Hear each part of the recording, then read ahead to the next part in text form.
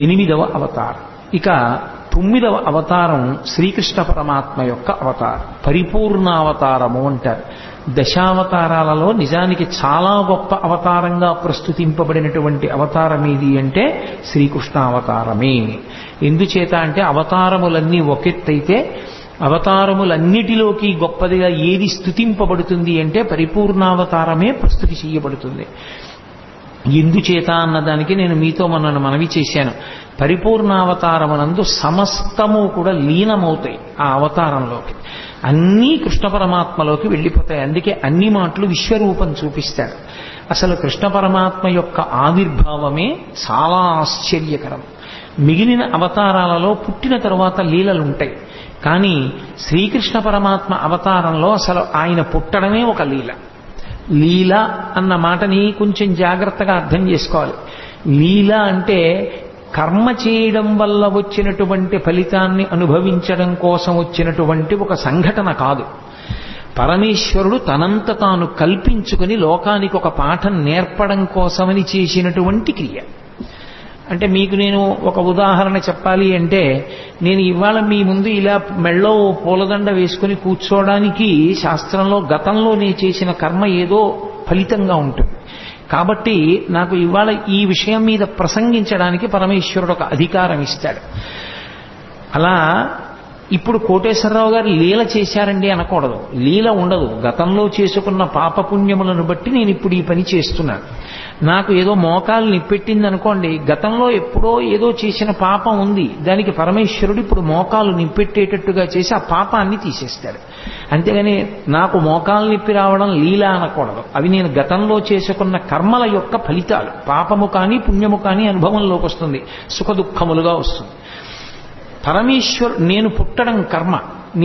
నేను ఒక మనుష్యునిగా పుట్టాను అంటే గత జన్మలో చేసుకున్న కర్మను అనుసరించి పరమేశ్వరుడు నాకు మనుష్య జన్మనిస్తాడు. భగవంతుడు పుట్టడం కర్మ కాదు, లీల. ఎందుచేత అంటే లోకోద్ధరణ కొరకు శరీరమును తీసుకోవలసిన అవసరం లేని పరమాత్మ శరీరాన్ని స్వీకరిస్తాడు. ఆయన కృష్ణ పరమాత్మ యొక్క జననమే ఒక లీల. ఎందుచేత అంటే రామావతారంలో ఆయన ఎక్కడ చతుర్భుజుడై శంఖచక్ర గదా పద్మములతో కనపడలేదు పుట్టినప్పుడు. కానీ కృష్ణావతారంలో అలా కాదు. అసలు గర్భస్థమైనటువంటి కృష్ణ పరమాత్మని స్తోత్రం చేయడానికి దేవతలందరూ వెళ్ళారు.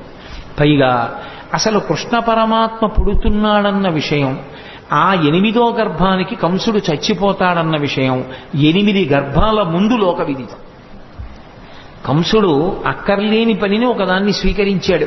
దేవకీదేవికి వసుదేవుడితో వివాహమై వాళ్ళిద్దరూ బయలుదేరినప్పుడు తగుదునమ్మా అని చెల్లెల మీద ప్రేమతో రథానికి సారథ్యం చేస్తానని పగ్గాలు పట్టుకుని బయలుదేరాడు. రథం వెళ్ళిపోతోంది. అశరీరవాణి పలికింది, ఒరే నువ్వు ఎంతో సంతోషంగా ఈమెని తీసుకెడుతున్నావు, కానీ ఈమె యొక్క కడుపున 8వ వాడుగా ఎవడు జన్మిస్తాడో వాడి చేతిలో నువ్వు మరణిస్తావు. అంటే అందరికీ తెలుసు 8వ గర్భంలో పుట్టేవాడే కంసుని మరణానికి కారకుడవుతాడు అని. అందుకే చెల్లెల్ని చంపైపోయాడు కూడా కంసుడు. సరే, కథ నడిచింది. తర్వాత 8వ గర్భం కదా అన్నాడు. ఆ మహానుభావుడు వసుదేవుడు ఆ కంసుణ్ణి కొంతవరకు ఉపశాంతి వహించేటట్టు చేశాడు. వెళ్ళారు. మొట్టమొదటి కొడుకు పుట్టాడు. బావా, మొదటి కొడుకు నన్ను చంపేవాడు కాదు కదా, 8వ కొడుకు కదా, మొదటి కొడుకుని చంపానన్న అపఖ్యాతి నాకెందుకు, 8వ వాడు పుట్టినప్పుడు తీసుకురా బావా, నువ్వు మాట తప్పేవాడివి కాదులే అన్నాడు.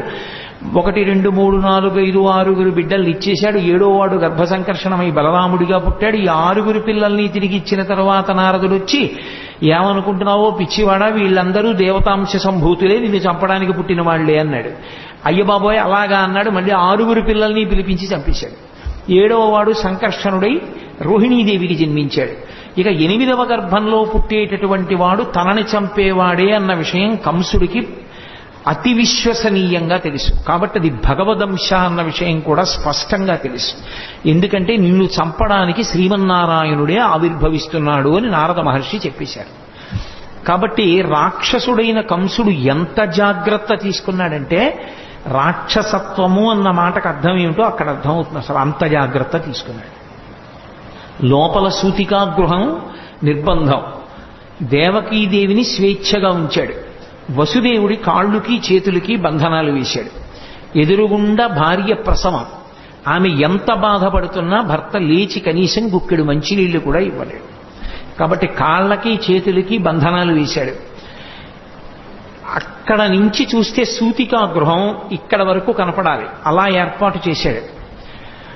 విచ్చుకత్తులు పట్టుకుని తిరుగుతూనే ఉండాలి. 8వ గర్భం పుట్టగానే ఏడుపు వినబడగానే పిల్లాన్ని చంపేయాలి. అది కూడా ఎంత భయంకరంగా చంపేవాడంటే పిల్లల కాళ్ళు పట్టుకుని గిరగిరా తిప్పి బండకేసి కొట్టేవాడు. కాబట్టి పిల్లవాడు ఏడవగానే నాకు తెలియాలి. అసలు పడుకునేవాడు కాదు, నిద్రపోయేవాడు కాదు, ఏది చేస్తున్నా సరే 8వ గర్భం వచ్చేస్తోంది అదే బెంగ. ఇంత బెంగ పెట్టుకున్నప్పుడు శ్రావణ మాసంలో అష్టమి తిథి నాడు అర్ధరాత్రి కటిక చీకట్లో కారాగారంలో లోకాలన్నింటినీ పరిపాలింపవలసినటువంటి పరమాత్మ, ఆయనకి తెలియదు ఎవడెంత జాగ్రత్త తీసుకున్నా ఆయన మాయయందు ఎవరు దాటి యువతలకి రాగలిగిన వాడు. మమ మాయా దురత్యయ అంటాడు. ఒక్కసారి ఆ మాయనంతటినీ కమ్మాడు. ఎక్కడి వాళ్ళక్కడ గాఢ నిద్రలోకి వెళ్ళిపోయారు. దేవకీ వసుదేవులు తప్ప ఎవ్వరూ లేరు. ఆఖరికి చిత్రం ఏమిటంటే దేవకీదేవి గర్భమునందున్నటువంటి శ్రీమన్నారాయణుణ్ణి 33 కోట్ల మంది దేవతలు చతుర్ముఖ బ్రహ్మగారితో కలిపి వచ్చి స్తోత్రం చేశారు. ఆయన పుట్టవలసిన సమయం ఆసన్నమైంది. ఏ విధమైనటువంటి ఇబ్బంది లేకుండా శిశోదయం అయిపోయింది. పిల్లాడు పుట్టాడు. లోకంలో ఎక్కడైనా పిల్లవాడు పుడితే తల్లిదండ్రులు సంతోషిస్తారు తప్ప పిల్లవాడికి తల్లిదండ్రులు నమస్కారం చేసి స్తోత్రం చేసినటువంటి సందర్భం ఉండదు. ఆఖరికి వామనమూర్తి పుట్టినప్పుడు కూడా నన్ను కన్న తండ్రి నా పాలి దైవమా నా తపప్పలంబ నా కుమార నాదు చిన్ని వడుగ నా కుల దీపక రగదయ్య భాగ్య రాశివగుచు అంటుంది. నా కొడుకనే అంటుంది అదితి. కానీ శ్రీకృష్ణ పరమాత్మ యొక్క అవతారంలో మాత్రం పుడుతూనే ప్రాకృత శిశువుగా కనపడలేదు. అసలు ఇలా పుడుతూనే జలధరదేహు నాజాను చతుర్బాహు సరసీరుహక్షు విశాలవక్షు జారుగదా శంఖచక్ర పద్మ విలాసు కంఠ కౌస్తుభమణి కాంతిభాను కమనీయ కటిసూత్ర కంకణ కేయూర శ్రీవత్సలంచనంచిత విహారు మరుకుండలద్వయ మరు విహారు అని ఆ మహానుభావుడు పుడుతూనే ఆయన నీలమేఘఛాయ ఎలా ఉంటుందో అటువంటి మేఘఛాయతో శంఖచక్ర గదా పద్మములతో కూడుకున్నటువంటి వాడై కటిక చీకటితో ఉన్నటువంటి ఆ కారాగారమునందు భాషించాడు. ఈ పిల్లవాణ్ణి చూశాడు వసుదేవుడు, ఆశ్చర్యపోయాడు. ఇదేమిట్రా, సాక్షాత్ శ్రీమన్నారాయణుడు కొడుకుగా పుట్టాడు. బాలు పూర్ణేందు రుచిజాలు భక్త లోకపాలు సుగుణాల వాలు కృపావిశాలు చూచి తిలకించి పులకించి చోద్యమంది ఉబ్బి చెలరేగి వసుదేవుడు ఉత్సహించే అన్నారు పోతన గారు. బాలు పూర్ణేందు రుచిజాలు భక్త లోకపాలు, భక్తుల్ని లోకాల్ని పరిపాలించగలిగినటువంటి పరమాత్మ చిన్న పిల్లవాడిగా శంఖచక్ర గదా పద్మములతోటి శ్రీమన్నారాయణుడిగా ఆవిర్భవిస్తే వసుదేవుడు ఆశ్చర్యపోయి ఆ పిల్లవాడిని పట్టుకుని స్తోత్రం చేశాడు. సర్వము నీలోనిదిగా సర్వాత్మడమాత్మమత్తు సంపన్నుడవై సర్వమయుడగు నీకును సర్వేశ్వర లీవులోను సంధులు వెలయన్నన్నాడు. ఈశ్వర, ఈ సమస్తము నీ చేత నిండి నిబిడీకృతమైపోయింది. అటువంటి వాడివి మా కోసం నువ్వు కొడుకుగా పుట్టావా అని స్తోత్రం చేశాడు. దేవకీదేవి స్తోత్రం చేసింది. అసలు ఆ స్వరూపం ఎంత మంగళప్రదంగా ఉంటుందో చూపించారు పోతన గారు. జలధరదేహు అంటూ ప్రారంభించారు. జలధరదేహు అంటే మేఘము వంటి శరీరమున్నవాడు అని. మేఘమునకు 2 లక్షణాలు ఉంటాయి. ఒకటి కాంతి, ఒకటి చల్లతనం. ఆ నలుపు ఏదో బొగ్గు నలుపులా ఉండదు, దానిలో విశేషమైనటువంటి కాంతి ఉంటుంది. కాంతి ఉంది కదా అని వెచ్చతనం ఉండదు, చల్లతనం ఉంటుంది. ఆయన యందు 2 ఉన్నాయి. ఒకటి కాంతి భా, అదే ఆచార్యతత్వమై కృష్ణం వందే జగద్గురుం అయింది. రెండవది చల్లతనం, అదే భక్తుల్ని పరిపాలించేటటువంటి గుణంగా ప్రకాశించింది. అందుకే శ్రీకృష్ణ పరమాత్మ పాండవులని ఆదుకోవడానికి పడినటువంటి కష్టాలు అన్నీ ఇన్నీకో, అన్ని కష్టాలు పడ్డాడు మహానుభావుడు. జలధరదేహు నాజాను చతుర్బాహు సరసీరుహక్షు విశాలవక్షు జారు గదా శంఖచక్ర పద్మ విలాసు కంఠ కౌస్తుభమణి కాంతిభాను కమనీయ కటిసూత్ర కంకణ కేయూర శ్రీవత్సలంచనంచిత విహారు మరుకుండల ప్రభాయుత కుండల లలాటు వైఢూర్య మణిగణ వరకిరీటు బాలు పూర్ణేందు రుచిజాలు భక్త లోకపాలు సుగుణాల వాలు కృపావిశాలు చూచి తిలకించి పులకించి చూజ్యమంది ఉబ్బి చెలరేగి వసుదేవుడు ఉత్సహించే అని ఆ చిన్ని కృష్ణుణ్ణి చూసినటువంటి వసుదేవుడు పరమ సంతోషాన్ని పొందాడు. దేవకీదేవి అంత ఆనందాన్ని పొందింది. వాళ్ళకి కొడుకుగా పుట్టినటువంటి కృష్ణ పరమాత్మ దేవకీ వసుదేవులతో చెప్పాడు, నేను ఇది 3వసారి మీ కడుపున పుట్టడం. ఏ తల్లిదండ్రులు కన్నారో ఆ తల్లిదండ్రులకు తెలియదు. ఏ పిల్లవాడు పుట్టాడో ఆయన తల్లిదండ్రులతో చెప్తున్నాడు. ఇది లోకంలో ఎక్కడా జరగదు. అంత విచిత్రమైనటువంటి లీల.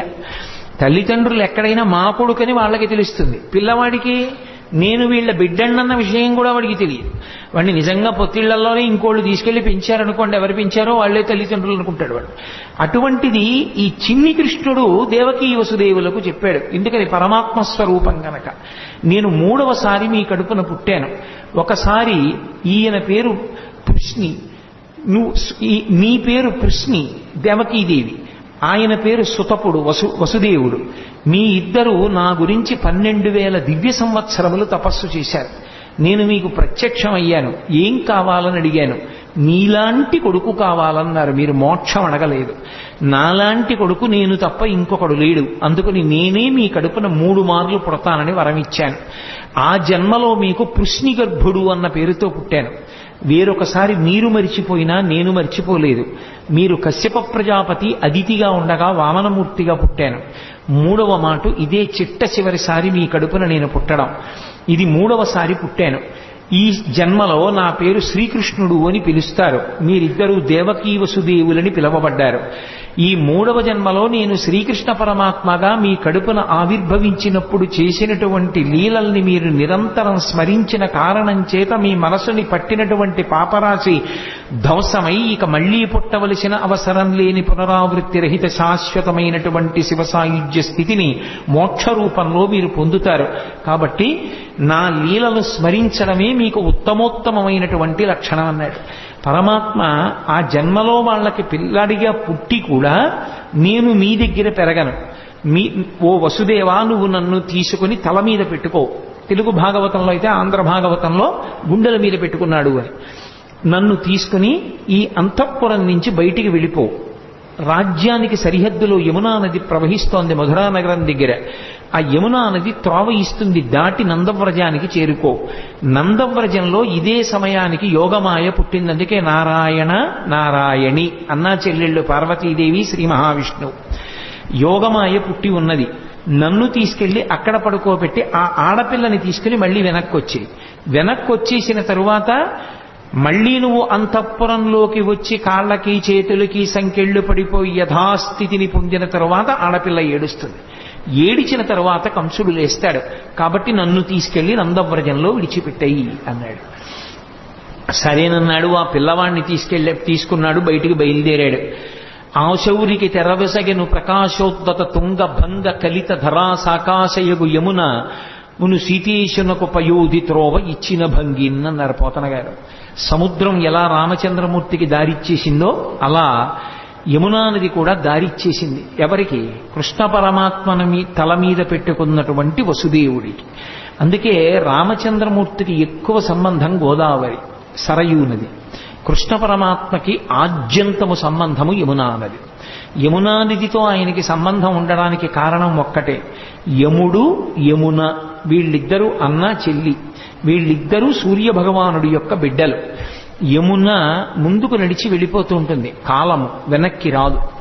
గంగ అలా కాదు. గంగ ముందుకు వెళ్ళి వెనక్కి ఎడుతుంది. కాశీలో దక్షిణానికి వెడుతున్న గంగ మళ్ళీ వెనక్కి తిరిగి ఉత్తరానికి వెళ్ళింది.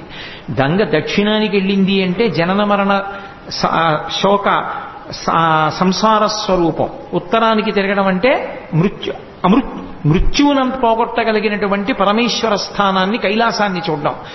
అక్కడ తిరిగింది కాబట్టి ఉత్తరానికి కాశీపట్టణంలో ప్రవహించేటటువంటి గంగకి ఒక ప్రత్యేకమైనటువంటి ప్రాముఖ్యత ఏర్పడింది. అందుకే కాశీగంగా అంటూ ఉంటారు.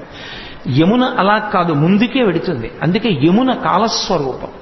యమునని దాటలేరెవరు. కాలాన్ని దాటడం ఎవరికి సాధ్యం కాదు. కాలమును దాటేశాడు అంటే ఇక పుట్టడు అని గుర్తు. మోక్షాన్ని పొందాడు అని. కాలమునందు పడిపోయి మళ్ళీ కాలమునందు పుడుతూ ఉంటాడు. పునరపి జననం పునరపి మరణం పునరపి జననీ జఠరే శయనం. కానీ ఎవరు కృష్ణ పరమాత్మని తలయందు ధరిస్తారో వారు మాత్రము కాలము దారిచ్చేస్తుంది. అంటే ఇక వాళ్ళు పుట్టవలసిన అవసరం ఉండదు. అందుకే రాసలీల కూడా ఎక్కడ చేస్తాడు అంటే యమునా నది ఒడ్డునే చేస్తాడు. రాసలీల అంటే ఏదో ఒళ్ళు కొవ్వెక్కి ఆడవాళ్లతో కలిసి ఆడినటువంటి క్రీడ కాదది. రాసలీల అంటే ఎంతమంది జీవులు తరించడానికి సిద్ధంగా ఉన్నారో, ఎంతమంది ఆ భక్తి పరిపక్వతని పొందారో అంతమంది పరమాత్మ యొక్క బ్రహ్మానందాన్ని అనుభవించేటటువంటి స్థితిని భాగవతంలో రాసలీలా ఘట్టంగా తీసుకొచ్చారు. అందుకే అంగనామంగనా మంతరే మాధవం అంటాడు లీలాశుకుడు. ఇటు పక్కన ఒక అంగన, ఇటు పక్కన ఒక అంగన ఉంటే మధ్యలో కృష్ణుడు ఉంటాడు. కృష్ణుడికి మధ్యలో అంగన ఉంటుంది. అంటే ఎంతమంది జీవులు బ్రహ్మానంద స్థితిలో ఉంటారో అంతమందిని బ్రహ్మానంద స్థితిలో పరమేశ్వరుణ్ణే అనుభవిస్తూ ఉంటారు. ఆ స్థితిని ఆవిష్కరించేటటువంటి అద్భుత ప్రక్రియ రాసలీల. అది కాలాతీత స్థితిని చూపిస్తుంది. కాబట్టి యమున ఒడ్డునే చేస్తాడు కృష్ణ పరమాత్మ. అంతటి మహానుభావుడు. అదే ఆయనలో ఉన్నటువంటి మెరుపు. అందుకే కృష్ణుని యొక్క లీలలను అర్థమై తెలుసుకుంటే జ్ఞానము కలుగుతుంది. ఒకవేళ వాటి లోపల ఉన్న విశేషం తెలియకపోయినా పరమభక్తితో కృష్ణలీలల్ని విన్నంత మాత్రం చేత ఒక లక్షణం కలుగుతుంది. అది మీరు తెలిసి వినండి, తెలియక వినండి. మీరు మనసు మాత్రం ఆర్ద్రతతో సంస్కారవంతంగా భక్తితో ఆ లీలల్ని వింటే, కృష్ణ పరమాత్మ యొక్క స్పర్శ మనసుకి తగిలితే, ఆయన తగలగానే పాపమంతా కూడా తొలగిపోతుంది. అందుకే కృష్ణలీలల్ని ఎందుకంత గొప్పగా చెప్పుకుంటారు లోకంలో అంటే, కృష్ణలీలలు మనసుకి తగిలితే, మనసుకి కృష్ణుడితో సంపర్కం ఏర్పడితే అది పాప దాహకత్వానికి కారణమవుతుంది. అందుకు మహానుభావుడు అన్ని లీలలు చేశాడు. అది ద్వాపర యుగంలో జరిగింది. కలియుగంలోకి వచ్చేటప్పటికి భాగవతం పేరుతో వాటిని వింటాం. అందులో ప్రధానమైనటువంటివి జారలీల, చోరలీల. మీరు చూడండి, జారలీల అంటే సాధారణంగా ఎప్పుడు స్మరిస్తారంటే రాత్రి వేళ స్మరిస్తారు. ఏదో కృష్ణుడు ఇంతమంది గోపికలతో తిరిగాడని. చోరలీల అంటే తెల్లవారగానే స్మరిస్తారు. ఏదో పక్కింట్లో లేకపోతే పక్క సందులో కుక్కలు ఎక్కువ మురిగాయి అనుకోండి, ఏమిటి రాత్రి కుక్కలు అన్ని మురిగాయి, ఏమైనా దొంగతనం జరిగిందా అంటారు. చోరలీల తెల్లవారుజామున స్మరింపబడుతుంది, జారలీల రాత్రి స్మరింపబడుతుంది. నిందాపూర్వకంగానైనా సరే కృష్ణుడు రాసలీల చేశాడు అని రాత్రి స్మరించిన, నిందాపూర్వకంగానైనా సరే కృష్ణుడు దొంగతనం చేశాడని ఉదయం వేళ స్మరించిన, రాబోయే కలియుగంలో జారత్వము చోరత్వము ఈ రెండిటి గురించే ఎక్కువ మంది చదువుకుంటారు, ఎక్కువ మంది మాట్లాడుకుంటారు. తెల్లవారి లేచి పేపర్ తీస్తే ఏముంటుంది? ఎవడు ఎక్కువ ఎత్తుకుపోయాడు, ఎవడు చట్టాన్ని పాడు చేశాడు, ఈ విషయాలే ఉంటాయి. దొంగతనాలు కావేమిటి అవన్నీ? అవి చదువుకుంటే పాపం. కనీసం దాని మీద అనురక్తి కొద్దీ కృష్ణుడి యొక్క చోరలీల చెప్పుకుంటే, కృష్ణుడు చేసిన దొంగతనమని మాట్లాడినా సరే అది మోక్షానికి కారణం. రాత్రి జారలీల మాట్లాడుకుంటే కృష్ణుడు జారుడన్నా సరే ఆయనకేం బెంగలేదు. కానీ కృష్ణ అన్న మాట ఎత్తారు కాబట్టి అది పాపాన్ని దహింపచేస్తుంది. అందుకే అసలు ఆయన పేరే కృష్ణ. కృష్ణ అంటే నిరతిశయ ఆనంద స్వరూపుడు అని అర్థం. అది నిరతిశయ ఆనందం. ఆ ఆనందంలో ఇంకా ఎక్కడా కూడా దుఃఖ స్పర్శ అనేటటువంటిది ఉండదు. అంత మహాద్భుతమైనటువంటి అవతారం శ్రీకృష్ణావతారం. అటువంటి శ్రీకృష్ణావతారం యమునా నదితో ఎక్కువగా సంబంధాన్ని కలిగి ఉంటుంది. అందుకే మళ్ళీ ఒకసారి వెనక్కి రండి. వసుదేవుడు చెప్తే ఆ కృష్ణ పరమాత్మని తల మీద పెట్టుకుని వసుదేవుడు బయలుదేరి వెడుతుంటే యమున దారిచ్చింది. యమున దారిచ్చింది అన్న మాటకు అర్థం ఏంటంటే కాలము దారి విడిచిపెట్టేసింది అని. ఎవరికి కృష్ణుడు తల మీద ఉంటాడో వాడికి కాలము దారి విడిచిపెడుతుంది. నందవ్రజానికి వెళ్ళాడు. ఏమి ఎందుకు ఉండకూడదు మధురానగరంలో? మధురానగరంలో కృష్ణుడు ఉండడు. ఎంతకాలం ఉండడు? కృష్ణుడు ఎంతకాలం ఉండడు అంటే కంసుడు ఉన్నంత కాలము కృష్ణుడు ఉండడు. కంసుడు మధురని విడిచిపెట్టేస్తే, కంస సంహారం అయిపోతే కృష్ణుడు మధురలోనే ఉంటాడు. కంసుడు మధురని పరిపాలించినంత కాలం కృష్ణుడు నందవ్రజంలో ఉంటాడు. దాని అర్థం ఏమిటంటే మధ్యలో యమునా నది ఉంటుంది. నందవ్రజంలో ఉండడము అన్న మాటకు అర్థం ఏమిటంటే ఎప్పుడూ భగవద్భక్తితో అరమరికలు లేకుండా సంతోషంగా ఉండేటటువంటి వాళ్ళు సద్గుణోపేతులు ఎక్కడున్నారో అక్కడ భగవానుడు ఉంటాడు. తప్ప కామంతో ఉండేటటువంటి వాళ్ళు, ఎప్పుడూ కోరికలతో ఉండేటటువంటి వాళ్ళు ఉన్న చోట భగవానుడు ఉండలేడు. అందుకే మధుర అంటే తీయనైనది అని. మధురమైన తలంపులతో కంసుడు గత జన్మలో కాలనేమి కోర్కెలతో వెంపర్లాడుతూ కంసుడు మధురని పరిపాలించినంత కాలం కృష్ణుడు ఉండడు, నందవ్రజంలో ఉంటాడు. కంస సంహారం అయిపోతే అదే కృష్ణుడి చేతిలో కంసుడు మడిసిపోతే మధురానగరంలో ఉండిపోతాడు. అప్పుడు ఆ మనసు పవిత్రం. కంసుడు లేని మనసు పవిత్రం. మీరు ఎక్కడ అన్వయించేయండి అంతే. అందుకే కాముడు ఉన్న చోట రాముడు ఉండడు అంటారు. కామకోటికి రామకోటికి తేడా ఏమి అని వారు పరమాచార్య స్వామి. కాబట్టి కాముడున్న చోట రాముడు ఉండలేడు, ఆయనకి చోటు ఉండదు అక్కడ. రాముడున్న చోట కాముడు ఉండే అవకాశం ఉండదు. భగవత్తత్వమునందు రమించే హృదయంలో కామానికి చోటు లేదు. భగవత్తత్వంలో రమించడానికి అవకాశం లేని చోట కాముడు మాత్రమే ఉండే అవకాశం ఉంటుంది. అందుకే కాముడు రాముడు, కృష్ణుడు కంసుడు, ఇవి రెండు ఎప్పుడు ఒకరుంటే రెండవ వారు ఉండరు. ఆఖరికి మాత్రం భగవంతుణ్ణి నమ్ముకున్న భక్తుడికి మాత్రం ఎప్పుడో అప్పుడు కంస సంహారమో కామ సంహారమో చేసి కృష్ణుడో రాముడో హృదయంలోకి వచ్చి నిలబడడం మాత్రం ఖాయం. ఆ భక్తి మాత్రం ఉండాలి. అందుకే నందవ్రజంలో పడుకోబెట్టి మళ్ళీ ఆడపిల్లని తీసుకుని ఈవలి వైపుకి వచ్చి లోపలికి వెళ్ళి ఆడపిల్లని తీసుకుని దేవకీదేవి పక్కన పడుకోబెట్టి వచ్చి కూర్చున్నటువంటి వసుదేవునికి బంధనములు మాత్రం పడలేదు. మళ్లీ తలుపులు వేసేసుకున్నాయి, గొలుసులు పడిపోయాయి, తాళాలు పడిపోయాయి, అన్నీ పడిపోయాయి, అందరూ నిద్రపోతున్నారు. సంకెళ్ళు పట్టుకోలేదు. అవెందుకు పట్టుకో అంటే పదముల సంఖ్యలు నిడుకుని మదితలచుతు సూరసుతుడు ముందరువోలెన్ కుదురుకొను రీతి దేహమున కదిలించుతు నూరకుండె గురువరతంబున్న నరపోతన గారు. ఈసారి బంధనాలు ఆయనే వేసుకున్నాడు వసుదేవుడు, అవి తగులుకోలేదు. దాని అర్థం ఏమిటంటే ఒక్కసారి శ్రీకృష్ణ పరమాత్మని శిరస్సునందు ధరించిన తరువాత, ఆ జ్ఞానం ఆవిర్భవించిన తరువాత సంసారమునందున్నట్టుంటాడు తప్ప ఇక సంసారమునందు లేనివాడు. అందుకే ఇక బంధనములు మాత్రం తగులుకోవు వసుదేవుడికి. బంధనములను తాను తగిలించుకున్నాడు. అంటే సంసారమునందున్నవాడిలా ఉంటాడు. అందుకే అసలు కృష్ణ పరమాత్మ యొక్క జననమే గొప్ప లీల. అసలు కృష్ణ పరమాత్మ యొక్క జననం అన్నది బాగా అర్థమైతే వేదాంత రహస్యములు చాలా అర్థమైపోతాయి. అసలు మనుష్య శరీరము, ఆత్మ, సత్యాసత్య వివేకము ఇవన్నీ కూడా బాగా అర్థమవడానికి అవకాశం ఇచ్చేది ఏది అంటే శ్రీకృష్ణ పరమాత్మ యొక్క జననమే. అందుకే దాన్ని పరిపూర్ణావతారం అని పిలవడానికి కారణం అదే. ఒకవేళ అలా ఏమీ అర్థం కాలేదనుకోండి, దాని వలన వచ్చిన నష్టం ఏమీ లేదు.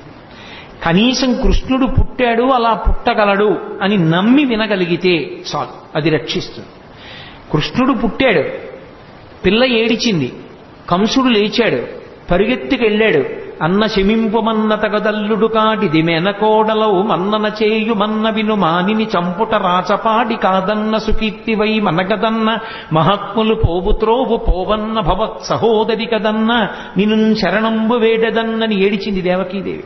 అన్న అన్న అన్న అని 10 మాటలు పిలిస్తే మనసు కరుగుతుందేమో అనుకుంది పిచ్చి తల్లి. అన్న శమింపు మన్న తగదల్లుడు కాటిది మెనకోడలవు మన్నన చేయు మన్న విను మానిని చంపుట రాచపాడి కాదన్న సుకీర్తివై మనగదన్న మహాత్ములు పోవుత్రోవ పోవన్న భవత్ సహోదరి గదన్న అని అన్ని మాటలు అన్నయా అన్నయా అన్నయా అని ఏడిచింది. అయినా బలవంతంగా పిల్ల కాళ్ళు పట్టుకుని లాగేసి గిరగిరా తిప్పి ఆ పిల్లని బండకేసి కొట్టబోయాడు. ఆ పిల్ల రాతికి తగలడం మానేసి ఆకాశంలోకి ఎగిరిపోయి పుష్ప మాలల చేత అలంకరింపబడి దేవతలందరూ ఆమెని సేవిస్తుండగా, ఓరి పిచ్చివాడా, నిన్ను చంపేవాడు నాతో కలిసి వేరొక చోట పుట్టాడు. పోని ఊరుకున్నాడా? ఇంకా పళ్ళు రాని పిల్లలు, పాలు తాగుతున్న పిల్లలు ఎక్కడెక్కడున్నారో వాళ్ళందరినీ చంపేయమన్నాడు. అక్కడ ప్రారంభమయ్యాయి కృష్ణలీలలు. అసలు శ్రీకృష్ణ పరమాత్మకి ఇంకా పాపం ఆయనకి అసలు అందుకే కన్నులు తెరవని కడుచిన్ని పాపడై దానివి చనుబాలు త్రాగి చంపే అన్నారు గోపకాంతలు ఆయన గురించి చెప్తూ. ఇంకా అసలు పుట్టినటువంటి పిల్లాడు, ఆయనకి కళ్ళు సరిగ్గా తెరవడం, తన కాలు చెయ్యి తను తీసుకోవడం కూడా రానట్టుగా ఉన్నటువంటి పిల్లవాడిని చంపడానికి వచ్చింది పూతన. సిరిమమ్మం బ్రతకంగ చూచటకొనై శృంగార వేషంబుతో నరుదేనోపునటంచు గోపికలు చిక్పల్రాక మోహించి తత్పరలై చూడ లతంగిపోయి కనియన్ పర్యంక మధ్యంబునన్ భరు భస్మానుల తేజు దుర్జనవధ ప్రారంభకొండింబకొన్ అంటారు పోతన గారు. ఇంకా బూది కప్పిన నిప్పులా ఏమీ తెలియని వాళ్ళ పడుకుని ఉన్నటువంటి చిన్ని కృష్ణుణ్ణి చూసింది పూతన. లక్ష్మీదేవిలా వేషం కట్టింది చంపేస్తానని. తీరా లోపలికి వెళ్ళింది. ఎంత అందంగా ఉన్నాడు రా ఈ పిల్లాడనుకుంది. పరమాత్మ యొక్క అందం ఎవరినైనా మోహింపచేస్తుంది. ఎంత అందంగా ఉన్నాడు రా అనుకుంది. అనుకుని, ఒరే పిల్లాడా, నీకోసమేరా నేను ఇంత వేషం కట్టాను, ఒక్క గుక్కడు పాలు తాగరా నీ అందం ఏమిటో తెలుస్తుందండి. ఎందుకని స్తన్యమునకు విషం పూసుకొని వచ్చింది. స్తన్యం చప్పరించాడో చచ్చిపోతాడు. అందుకని ఆ పిల్లవాడికి వద్దమ్మా వద్దమ్మా అని ఒక పక్క అరుస్తున్నారు యశోద, అక్కడే ఉన్నటువంటి బలరాముని తల్లిని. అయినా సరే రోహిణీదేవి అంటున్నా వినకుండా పిల్లవాడిని తీసుకుని తన స్తన్యం ఇచ్చి పాలివ్వడానికి ప్రయత్నించింది. ఆయనకి తెలియదు, ఎంత పసిపిల్లవాడి రూపంలో ఇంకా కళ్ళు విప్పడం కూడా చేత కానటువంటి వాడిగా ఉన్నప్పటికీ వచ్చినదెవరో, ఎందుకు ఎత్తుకుందో, ఎందుకు పాలిస్తోందో ఆయనకి తెలియదు. అది కృష్ణలీలలంటే. అవి అంత పసిపిల్లవాడిగా ఉన్నప్పటికీ సర్వజ్ఞుడు. రామచంద్రమూర్తి అయితే అలా ఉండడు, గురువుల దగ్గర నేర్చుకుంటాడు. కృష్ణుడు అలా కాదు, పసిపిల్లవాడిగా ఉంటూ రాక్షస సంహారం మొదలుపెట్టేశాడు. అందుకే ఆ లోకేశ్వరుడా చరాచర విభుండా బాల గోపాలుడా బాలధ్వంసరి గొంతు గంటిడి వెసన్ బాలెంత చందంబునన్ పాలిండ్లన్ విసమూని వచ్చుటమదించింతించి లోనవ్వుచున్ కాలంకేల కదల్పరాని కరణిన్ కన్మోడ్చి గుర్పెట్టుచున్ అన్నారు పోతన గారు. ఆ వచ్చినటువంటి పూతన విషాన్ని స్తన్యంలో పెట్టుకుని వచ్చిందని తెలుసు, తన్ని చంపడానికి వచ్చిందని తెలుసు. కానీ ఏమీ తెలియనటువంటి పిల్లవాళ్ళ కళ్ళు గట్టిగా మూసుకుని గుర్రు పెట్టి పిల్లలు, చంటి పిల్లలు నిద్రపోతున్నప్పుడు చిన్న గుర్ర గుర్ర అని చప్పుడు వస్తుంది.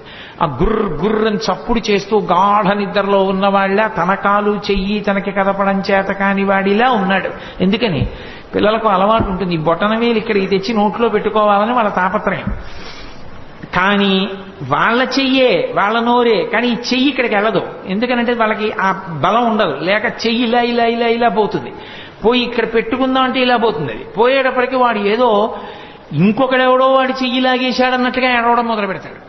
కాలంగేల కదల్పరాని కరణిన్ కన్మోడ్చి గుర్పెట్టుచున్. తన కాలు చెయ్యి తనకి సక్రమంగా కదపడం చేత కాని పిల్లవాడు ఎలా ఏడుస్తాడో అలా అంతామాయకంగా ఉన్నవాడు ఇలా నిద్రపోతున్నప్పటికీ కూడా తనకి పాలివ్వడానికి వచ్చినటువంటి పూతనా స్తన్యముల ఎందు విషం పెట్టుకుని వచ్చిందని తెలుసుకున్నటువంటి పరిపూర్ణ జ్ఞానము కలిగినటువంటి కృష్ణ పరమాత్మ అక్కడ పక్క మీద అలా పడుకుని నిద్రపోతుంటే ఏమీ తెలియని దానిలా వచ్చి ఎత్తుకుని పాలివ్వడం మొదలుపెట్టింది.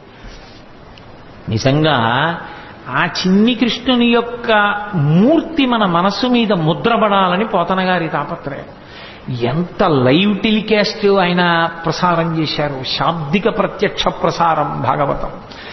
మేల్కొన్న తెలగున మెర్లన కరువిచ్చి క్రిగంట చూచుచు గిదిసి నీల్గి ఆవులించుచు చేతుల అకసంబున జాచి యొదిగిలియ కన్న యోజనూది బిగిచన్ను కబకేల కబళించి పీడించి గుక్క గుక్కకు గుటుకు గుటుకు మనుచు ఒక రెండు గుక్కలను విధ ప్రాణముల సైతము మేనిలో సత్వమెల్ల త్రావెనదియును గుండెలు తల్లడిల్ల ఇతర బాలుర క్రియవాడ వీవు కావు చన్ను విడువుము విడువుము చాలుననుచు.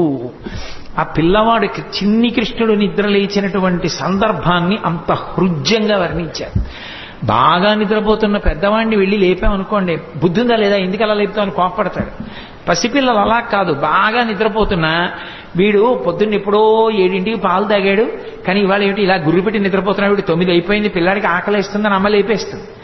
లేపేసి పాలిద్దామని ఒళ్ళో పడుకోబెట్టుకుంటే వాడు ఏం ఏడవాడు లేపేసిందని. కానీ వాడి ఎంత బద్ధకం, ఏదో పెద్ద అలిసిపోయిన వాళ్ళలాగా ఆ విప్పలేక కళ్ళు విప్పినటువంటి వాళ్ళలాగా ఆ కళ్ళు ఇలా విప్పి ఇలా విన్నుపం ఇలా విరుచుకుని గిదిసి నీల్గి ఆవులించుచు చేతులు ఆకాశంబున చాపి ఆ చిన్ని నోరింత ఆవలించి రెండు చేతులు ఇలా ఆకాశంలోకి ఎత్తి ఏమిటో ఇలా ఆడించి ఓసారి చేతులు ఆకాశంబున జాచి ఎదిగిలియాకొన్న యోజనూది బిగిచన్ను కవకేల కబళించి పీడించి గొక్కకు గుటుకు మనుచు.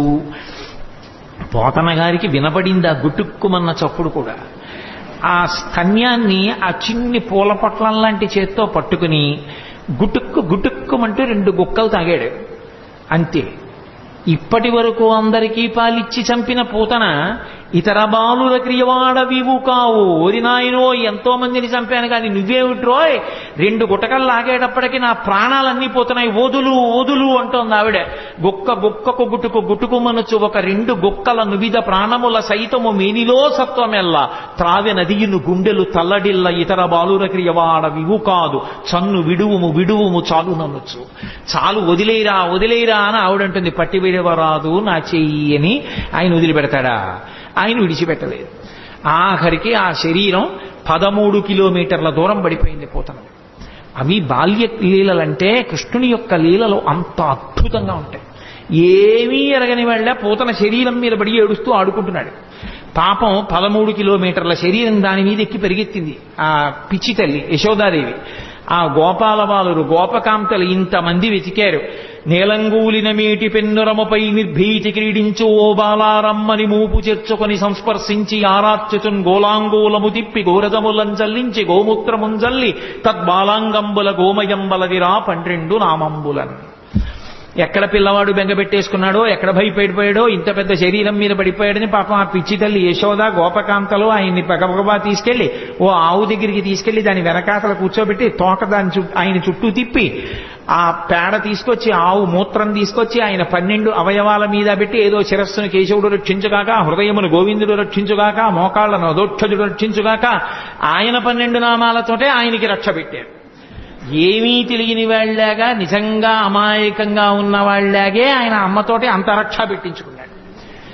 చిత్రం ఏమిటంటే 2 గుక్కలు తాగినందుకు గాను ఆ వసుదేవుడు మధురానగరం నుంచి తిరిగొస్తూ ఇంత పెద్ద శరీరం అడ్డంగా పడిపోయింది ఏమిటని పెద్ద పెద్ద కట్టె పుల్లలు ఇంధనాలు తీసుకొచ్చి దాని మీద పడేసి అగ్నిహోత్ర సంస్కారం చేసి వాసన వస్తుందని ఉత్తరీయ ముక్కుకు అడ్డం పెట్టుకుని వెళ్ళిపోతున్నారు.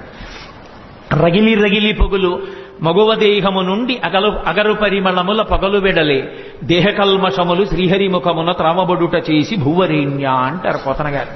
2 గుక్కలలో నేను నాది అన్న అహంకార మమకారాలన్నీ తాగేశాడు కాబట్టి ఆమె శరీరమునందు ఏ కల్మషం లేదు. అందుకే ఆమె శరీరం కాలిపోతుంటే అగరవత్తులు కాలిపోతున్న సువాసనలు వచ్చాయి. కన్న తల్లి ఏ స్థితి పొందుతుందో అటువంటి స్థితి పూతన పొందేసింది. దీని లోపల ఉన్నటువంటి తత్వం అర్థం అవ్వచ్చు, అర్థం కాకపోవచ్చు. కానీ చిన్ని కృష్ణుడు పాలు తాగి పూతనా సంహారం చేసినటువంటి సందర్భాన్ని వింటున్నప్పుడు మనసు రమించి ఆ చిన్ని కృష్ణుడి మీద హత్తుకుందనుకోండి, చాలు. ఆ కృష్ణ పాద స్పర్శ చాలు సమస్త పాపములను తొలగతోస్తుంది. అంత శక్తివంతము. అందుకే అసలు పెద్దవాడైపోయినటువంటి కృష్ణ పరమాత్మ చేసినటువంటి లీలల గురించి చెప్పుకున్న కన్నా శ్రీకృష్ణుని యొక్క బాల్యలీలల గురించి చెప్పుకున్నట్టుగా చెప్పుకోరు పెద్దవాడి లీలలు. ఎందుచేత అంటే పెద్దవాడైపోయిన కృష్ణుని యొక్క లీలలు చాలా గంభీరంగా ఉంటాయి. చిన్ని కృష్ణుడిగా చేసినటువంటి లీలలు హృద్యంగా ఉంటాయి, ఆకర్షణీయంగా ఉంటాయి, ఆబాలగోపాలాన్ని ఆకర్షిస్తాయి. అందుకే వ్యాసుల వారు ఎంత అనుభవించారో, పోతన గారు ఎంత అనుభవించారో, మధుసూదన సరస్వతి ఎంత అనుభవించారో, లీలాశుకుడు ఎంత అనుభవించాడో, బాల్యలీలలకు ఉన్నంత గొప్ప స్థానం శ్రీకృష్ణ పరమాత్మ యొక్క అవతారంలో నిజానికి పెద్దవాడైపోయినటువంటి కృష్ణుడి యందు లేదని నేను అనను. కానీ మనం కూడా బాలకృష్ణుడి యొక్క మూర్తిని చూస్తే పొందేటటువంటి ఉత్సాహం పెద్ద కృష్ణుని యొక్క మూర్తిని చూస్తే పొందాం. బాలకృష్ణుని యొక్క లీలలు అంత అద్భుతంగా ఉంటాయి. అందుకే ఆ పోతన గారు బాలకృష్ణుడి యొక్క లీలల్ని ఎన్నిటినీ చెప్పారో. బాలురకు పాలు లేవని బాలింతలు మొరలు పెట్టపకపకన గియా బాలుండాలము చేయుచు ఆలకు గ్రేపులను విడిచనంబోజాక్షి వారిల్లు సొచ్చి కడవల దూరంబుగ నీయి త్రాగితుదనా కడవల్ వీరింట నీసుతుండిడ వారికి వీరికిని పెద్దవాదయ్య సతీ ఆడంజని మీగడ్డ పెరుగోడక నీసుతుడు త్రావి ఒక ఇంచుకత కోడలి మూతింజరిమిన కోడలు ముచ్చనుచు అత్త కొట్టెల తాంగి. నేను వీటికి అర్థాలు చెప్పక్కర్లేదు, మీకు ఆ పద్యం చదువుతుంటేనే అర్థమైపోతుంది. స్వార్థపరులైనటువంటి అత్తాకోడళ్ళు కడవల్లో వెన్నదాచుకునేవారు. కృష్ణుడు ఎక్కడొస్తాడో అని. కృష్ణుడు ఏం చేశాడంటే రానే వచ్చాడు, ఓ రాత్రి వచ్చాడు, శుభ్రంగా వెన్నంతా తినేశాడు. వెళ్ళిపోయే ముందు కొంచెం వెన్న కోడలు మూతికి రాసి వెళ్ళిపోయాడు. అత్తగారు పొద్దున్న లేచి కడవ దగ్గరికి వెళ్ళింది. కడవలన్నీ ఖాళీ. కోడల్ని లేపడానికి వచ్చింది, మూతి మీద వెన్న ఉంది. ఆశిముచ్చా రాత్రి నేను పడుకున్న తర్వాత వెన్నంతా తినేశావా అని ఆ కోడల్ని పట్టు కొట్టింది. దాచుకున్న వాళ్ళు అలా ఉంటారు. వచ్చిన అతిథుల్ని ఆదరించినటువంటి వాళ్ళు ఎంత అందంగా ఉంటారో, సంసారాలు ఎంత బాగుంటాయో చెప్పడానికి ఒక్కొక్క లీల వెనక మళ్ళీ ఒక్కొక్క తాత్పర్యం. బాలురకు పాలు లేవని బాలింతలు మొరలు పెట్టపకపకన గియా బాలుండాలము చేయుచు ఆలకు గ్రేపులను విడిచి అంబోజాక్షి. మా పిల్లలకి పాలు లేకుండా చేసేశాడమ్మా, సాయంకాలం అయ్యేటప్పటికి ఎక్కడి నుంచి వచ్చాడో దూడలన్నీ వదిలేశాడు, ఆవుల దగ్గర పాలన్నీ తాగేశాయి, మా పిల్లలు ఏడుస్తున్నారని కొంతమంది గోపకాంతలు వచ్చి చెప్పారు. ఎన్ని లీలలో కుట్టి పుట్టడు నేడు దొంగిలబోయి వారిల్లు చొచ్చి తా ఉట్టి అందక పీటలు రోలు ప్రోవిడి ఎక్కి చేపెట్టజాలక కుండ కిందొక తూటునరించి మీ పట్టి మీగడపాలు చెరలు పట్టి తాగెతలోదరి. దీనికి అర్థం చెప్పాలని నేను అనుకోవట్లా, అంటాను కానీ మళ్ళీ చెప్తుంటాను. కృష్ణుడు ఇంటికి వెళ్ళాడు, ఆ అత్తా కోడలు ఉట్టి దొరికితే తాగేస్తాడని చెప్పి ఉట్టి కింద ఉంటే ప్రమాదం అని చెప్పి పైన కట్టేశారు. తీసుకెళ్లేదో చిక్కంలో పెట్టి పైన కట్టారు. రానే వచ్చాడు, చూశాడు, ఓహో ఈ అత్తా కోడలు పైకి కట్టారా ఎలా అనుకున్నాడు. పీటలు రోళ్లు అన్నీ తీసుకొచ్చాడు, అక్కడ వేసాడు, వాటి మీద ఎక్కాడు. ఇలా చెయ్యి పెడదామని చూశాడు, అందలేదు. పీటలు రోళ్లు వేసుకున్న అందనంత పైకి పెట్టేశారా, వీళ్ళ పని చెప్పాలనుకున్నాడు. ఓ రాయి ఒకటి తీసి కిందకి అన్నం పెట్టాడు. చక్కగా పైనుంచి కారిపోతోంది. హాయిగా అందరూ చేరలు పట్టి తాగారు, వెళ్ళిపోయారు. భాగవతం కాదు కానీ నాకు ఇది చెప్పినప్పుడల్లా జ్ఞాపకం వస్తూ ఉంటుంది. ఒక చోట ఒక అత్తా కోడలు అంతకన్నా చాలా తెలివైన వాళ్ళు ఇలా వచ్చి ఎక్కడో ఉట్టి కట్టి పెట్టినా తాగేస్తున్నాడని వాళ్ళు ఏం చేశారంటే కుండ చుట్టూ గంటలు కట్టారు. వచ్చి ముట్టుకున్నాడో గంటలు మోగుతాయి, అప్పుడు పట్టుకోవచ్చు అనుకున్నాడు. ఆయన ఏం చేశాడు, పీట వేసుకున్నాడు, రోడ్లు వేసుకున్నాడు, పిల్లల్ని ఎక్కించాడు, ఆ వీపులు ఎక్కాడు, దగ్గరికి వెళ్ళాడు. ఎలా ముట్టుకోవడం, ముట్టుకుంటే గంటలు మోగుతాయి. చూశాడు పరాత్పరుడు, ఆయన శాసనానికి ఏది లొంగది. ఓ గంటలలారా మీరు బ్రోగకుడు అన్నాడు. అవి విన్నాయి. చక్కగా వెన్న తీశాడు, పిల్లలందరికీ పెట్టాడు. ముందు వాళ్ళకి పెడితే కానీ తను తిండవు. అందరికీ అందిందా, అందింది. ఇప్పుడు ఆఖరణ తను తీసుకుని ఇలా నోటి దగ్గర పెట్టుకున్నాడు, గంటల గనకన మోగి.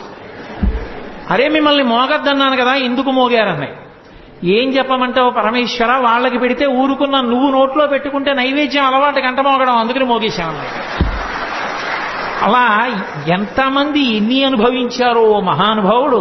వేలుపుల్లటి నాకంటెను వేలుపు మరి ఎవ్వడనచు బికబకెన గిమా వేలుపుల్ల గోడపైనో హేలావతి నీత నూజుడింగిలి చేసన్. వచ్చిన పిల్లలకి అతిథులకి అన్నం పెట్టకుండా ఏమిటో బొమ్మలను అన్నీ పెట్టి నైవేద్యాలంటూ కూర్చుంటామేమిటి, నేనే పెద్ద పరమేశ్వరుండని చెప్పి ఆవిడ కళ్ళు మూసుకు ధ్యానం చేస్తుంటే చక్క చక్కెర పొంగలి అవి తినేసి మిగిలింది ఆ బొమ్మలకి రాహేసి వెళ్ళిపోయాడు. నాకన్నా వెళ్ళిపోవడం నీ తిన్నానులే చాలన్నాడు.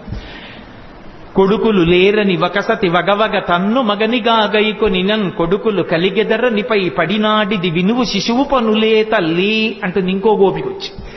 ఏదో పాపం గోపబాలురందరూ ఆవుల్ని పట్టుకుని వెళ్ళిపోయారు. పెళ్ళై చాలా కాలం అయింది, ఈ అమ్మాయికి పిల్లలు పుట్టలేదని ఏదో మాట్లాడుకుంటున్నారు వాళ్ళు. ఎక్కడి నుంచి వచ్చాడో గబగబా వచ్చాడు. మీ ఆయన్ని నమ్ముకుంటే ఏం పిల్లలు పుడతారమ్మా, నన్ను నమ్ముకోనా ఆవిడ మీద పడ్డాడు. అది వచ్చి చెప్పింది ఓ గోపకాంత. అది ధూర్తచేష్టితంగా కనిపిస్తుంది వినడానికి, కానీ అది ధూర్తచేష్టితం కాదు. పుట్టు గొడ్రాళ్లకు బిడ్డలిచే గోవిందుడే అని భక్తి కలిగి ఉంటే నా యందు అమ్మా నీ గర్భదోషాన్ని తొలగించి నీకు సంతానం ఇస్తాను అని దాని అర్థం. కాబట్టి చేబంతి తప్పెపడనని ప్రాబల్యము తోడ వచ్చి భవనము వెనుకన్ మా పట్టి జలకమాటగ మీ బిడ్డడు వలువ తెచ్చెనెలతొకతగునే అంటుంది ఓ గోపికొచ్చి. పడతి నీ బిడ్డడు మా కడవలలో నున్న మంచి కాగిన పాల పడచులకు ఓసి చిక్కిన కడబల్లపో నడిచ యాజ్ఞ కలదో లేదో అంటుంది ఇంకో గోపిక వచ్చి. ఎంతమంది ఎన్ని చాడీలు చెప్పారో. ఇన్ని చెప్తే ఆ యశోదంది అన్య మెరుగడుతన ఎంత ఆడుచుండు మంచి వాడితడెగ్గులు మనరమ్మ రామలారత్రిలోకాభిరామలార అంది. ఎందుకమ్మా అన్ని మాటలంటారు, మా పిల్లాడు ఎప్పుడు గుమ్మం దాటి వెళ్ళనివాడు అంటుంది. అంటే ఇప్పుడు నేను భాగవతం అంతా నేను ఎక్కడ చెప్పను, మీరందరూ విన్నవాళ్లే. ఒక్కొక్క లీల వెనక మళ్ళీ ఎంతో పరమార్థం ఉంటుంది. ఆ పరమార్థం అర్థమైనా అర్థం అవ్వకపోయినా, ఇప్పుడు నేను లీల ఒకటి చెప్తుంటే మీ అందరూ పక్కున నవ్వారు. పక్కున నవ్వారంటే మీ మనసుని స్పృశించిందా లేదా ఆ లీల? ఆ చిన్ని కృష్ణుని యొక్క పాదం తగిలింది, ఆయన మనసులోకి వెళ్ళాడు. ఆయన మనసులోకి ప్రవేశించిన ఉత్తర క్షణంలో పాపం ధ్వంసం అవుతుంది. అందుకోసం భాగవత శ్రవణం చేస్తారు. అందుకే భాగవతం సప్తాహంగా వింటుంటారు. భాగవతం సప్తాహంగా వినడానికి కారణం ఏమిటి అంటే 7 రోజులుగా వినడానికి కారణం 8 రోజు వినకూడదని కాదు. ఎవరు ఎంతకాలం బ్రతికినా బ్రతికేది 7 రోజులే. 70 ఏళ్ళు ఉండనివ్వండి, 80 ఏళ్ళు ఉండనివ్వండి, 100 ఏళ్ళు ఉండనివ్వండి. ఆది సోమ మంగ బుధ గురు శుక్ర శని తప్ప బతకడానికి 8వ రోజు లేదు, చావడానికి 8వ రోజు లేదు. ఉండేది 7 రోజులే. కాబట్టి ఆ 7 రోజులు భాగవత శ్రవణం చెయ్యవలసిందే. భాగవత శ్రవణం చేస్తే పరమేశ్వరుని యొక్క అవతార కథలు, కృష్ణ పరమాత్మ యొక్క కథలు వింటే పాపరాశి ధ్వంసం అవుతుంది. కాబట్టి ఆ పాపరాశి ధ్వంసం అవడానికి మార్గం శ్రీకృష్ణ పరమాత్మ యొక్క లీలలు వినడమే. కాబట్టి భాగవత శ్రవణం చేస్తూ ఉంటారు. ఎంతమంది పెద్దలు ఎన్ని రీతులు అనుభవించారో మహానుభావుడు. నేను మీకు తెలుసు, నేను తరచుగా అంటూ ఉంటాను, శ్రీకృష్ణ కర్ణ ఎప్పుడు చదివిందో నేను ఈ భాగవతం, శ్రీకృష్ణ కర్ణామృతం ఇవన్నీ ఎప్పుడో ఏదో సభలో అంటుంటాను. కానీ ఎన్నాళ్ళు అయిందో నేను అసలు ఆ పుస్తకాలు ముట్టుకుని చదివి, ఏదో ఇక్కడ ఏదో కృష్ణావతారం అని ఇవాళ పరమేశ్వరుడు జ్ఞాపకానికి తెస్తున్నాడు కాబట్టి ఆ పద్యాలు చేస్తున్నాను. అంతేగాని శ్రీకృష్ణ కర్ణామృతంలో ఆ కృష్ణ పరమాత్మ యొక్క లీలలు ఎంత అద్భుతంగా ఆవిష్కరిస్తాడో. ఓ చోట అంటాడు లీలాశకుడు, ఏదో ఒక గోపకాంత చాలా కాలం అయిపోయింది, ఎవరింట్లోనూ చిక్కపట్టలేదు ఈ కృష్ణుడు, వస్తున్నాడు వెన్నెత్తుకుపోతున్నాడు, ఎలా అయినా పట్టుకోవాలి. యశోద మా అబ్బాయి అలాంటి తప్పులు చేయడం మాని కదా అంటోంది. రెడ్ హ్యాండెడ్గా పట్టుకున్నాడంటారే, అలా వెన్న చేత్తో ఉన్న కృష్ణుడిని పట్టుకోవాలనుకో అని కావాలని కడవ తీసుకెళ్లి గుమ్మం దగ్గర పెట్టి వస్తాడుగా. భలే దొరికారా వీళ్ళు ఎవరో అనుకుంటాడు. వస్తాడు, తను తలుపు చాటును నించింది, పట్టుకుంటాడు. ఈసారి ఈ ఉత్తి చేత్తో ఉంటే మళ్ళీ అమ్మో ఏం దబాయిస్తాడో, కొంచెం నోటికి కూడా పూసుకున్నాక పట్టుకుంటామనుకో. తలుపు చాటున నించుని చూస్తుందో వచ్చేసాడు. వచ్చేస్తే తెలిసిపోతుంది. అదేంటి ఏదో చిరుమువ్వ గజ్జెలు చిన్ని కృష్ణ నిన్ను నే కోరి కొలుతూ అన్నట్లుగా ఆ గజ్జెలు పెట్టుకుని వస్తాడు చప్పుడు చేసుకుంటూ. వచ్చి వెనకాల పిల్లలందరూ వస్తారు. ఆవిడ పక్కనే ఉంది పట్టుకుందామని. తెలియదు కదా, తెలియదని మనం అనుకోవాలి అందాక. అందుకు తెలియదు ఆ పక్కనే ఉంది గోపిక పట్టుకోవడానికి. అందుకని ఒక్కొక్కళ్ళని సంజ్ఞ చేశాడు. వచ్చేశారు, తీస్తున్నాడు, పెడుతున్నాడు, చక్కగా ఒక్కొక్కడు పుచ్చుకుంటున్నాడు. బఫే భోజనంలా ప్లేట్ పెట్టుకుని వెళ్ళిపోతున్నాడు తినడానికి. ఆఖరిని అందరే అయిపోయింది లైన్, ఎవరు లేరు కాబట్టి ఇప్పుడు తను తినచ్చు. కూర్చుని అలాగో గోపికలు లేరు, ఈ ఇంట్లో పిచ్చేళ్లు బయట పెట్టి వెళ్ళిపోయారని చెప్పి చక్కగా తీసుకుని ఇలా నోట్లో పెట్టుకున్నాడు. పెట్టుకోగానే గోపిక వచ్చి పట్టుకుని ఆ కృష్ణుణ్ణి చూసింది. పిల్లాడు కదా భయపడిపోయి ఇలా అనాలి, ఏమీ అనలేదు, ఇలా చూశాడు అన్నాడు. అయిపోయి ఇదేమిటి ఇంత ధైర్యం అనుకుని అసలు ఏమంటాడో చూద్దామని కస్తంబాల. ఎవరు పిల్లాడా నువ్వు? తెలుసు కృష్ణుడని. ఎవరు నువ్వు అని. ఆయన ఏమనాలి? నేను కృష్ణుణ్ణి అనాలి. ఆయన కృష్ణుణ్ణి అనలేదు. బలానుజ బలరాముడి తమ్ముడు అన్నాడు. మధ్యలో ఆయన ఊసేందుకు? ఆయన ఏమైనా వచ్చాడా, తిన్నాడా, దొంగతనాలు చేశాడా? అంటే ఎక్కువ మందిని ఇన్వాల్వ్ చేస్తే శిక్ష తక్కువ పడుతుంది. అందుకని పాపం ఏ పాపం ఎరగన అన్నగారిని తీసుకొచ్చాడు. నా పేరు చెప్పడం మానేసి అన్నయ్య పేరు చెప్పడం. కస్తంబాల బలానుజ. అమ్మ బాబోయ్, గుండెలు తీసిన బంటు, నీ పేరేమిటంటే బలరాముడి తమ్ముడిని అంటున్నాడు, తన పేరు చెప్పట్లేదని ఆవిడంది. కిమిహతే, ఇక్కడికి ఎందుకు వచ్చావు? ఓసారి ఇలా చూసి, ఓ మా ఇల్లు కాదా, మన్మందిరా శంకయా, మా ఇల్లు అనుకున్నాను. అమ్మ బాబోయ్, మీ ఇల్లు అనుకుని వచ్చావా? ఇంత నిజంగా గుండెలు తీసిన బంటూరా నాయనా నువ్వు అనుకుని ఓ సరే పోన్లే. యుక్తం తం నవనీత పాత్ర వివరే హస్తం కిమర్థం యసేహే. బాగుందిరా నాయన, మరి వెన్నకుండలో చెయ్యి ఎందుకు పెట్టావు? ఆయన అన్నాడు వెంటనేను, అమ్మా కాసేపు గట్టిగా మాట్లాడుకుంటా ఉంటావా? మాతకంచనవత్సకం మృగయితం మాదా విషాదం క్షణ ఇత్యేవం వరవల్లవీ ప్రతివచ కృష్ణస్య పుష్ణాతునః. ఎందుకమ్మా అంత గట్టిగా ఊరికే ఏంటి వెన్న కుండలో చెయ్యట్టావు, ఇక్కడికి ఎందుకు వచ్చావు అరుస్తానంటే మా ఆవు దూడ ఒకటి తప్పిపోయింది, వెన్నకుండలో ఉందేమో అని వెతుకుతున్నాను, అరిస్తే పారిపోతుంది దూడని. వెన్నకుండలో దూడ దూరిందా, చెయ్యి పెట్టి వెతుకుతున్నావా, దూడ పారిపోతుందా అని తెల్లబోయి ఆవిడ చెయ్యి వదిలేసింది, పారిపోయింది. అలా నిర్భయంగా గోపకాంత పట్టుకున్నా కూడా తిరగబడి జవాబు చెప్పిన కృష్ణుడు ఉన్నాడే, ఆయన మమ్ము రక్షించుగాక అంటాడు. కృష్ణస్య పుష్ణాతునః. నహ అంటే సంస్కృతంలో మమ్ములను అని. శంకరాచార్యుల వారు సౌందర్యలహరిలో ఎక్కువ వేస్తారు నహ అన్న శబ్దాన్ని.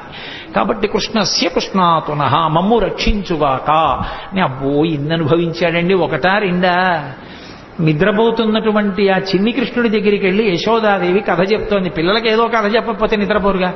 అమ్మ ఏదైనా కథ చెప్పు పడుకుంటాను అన్నాడు. సరే చెప్తాను విను అని. ఆవిడికి ఏం తెలుసు పాపం, వచ్చినవాడు విష్ణు అవతారం కృష్ణుడేనని.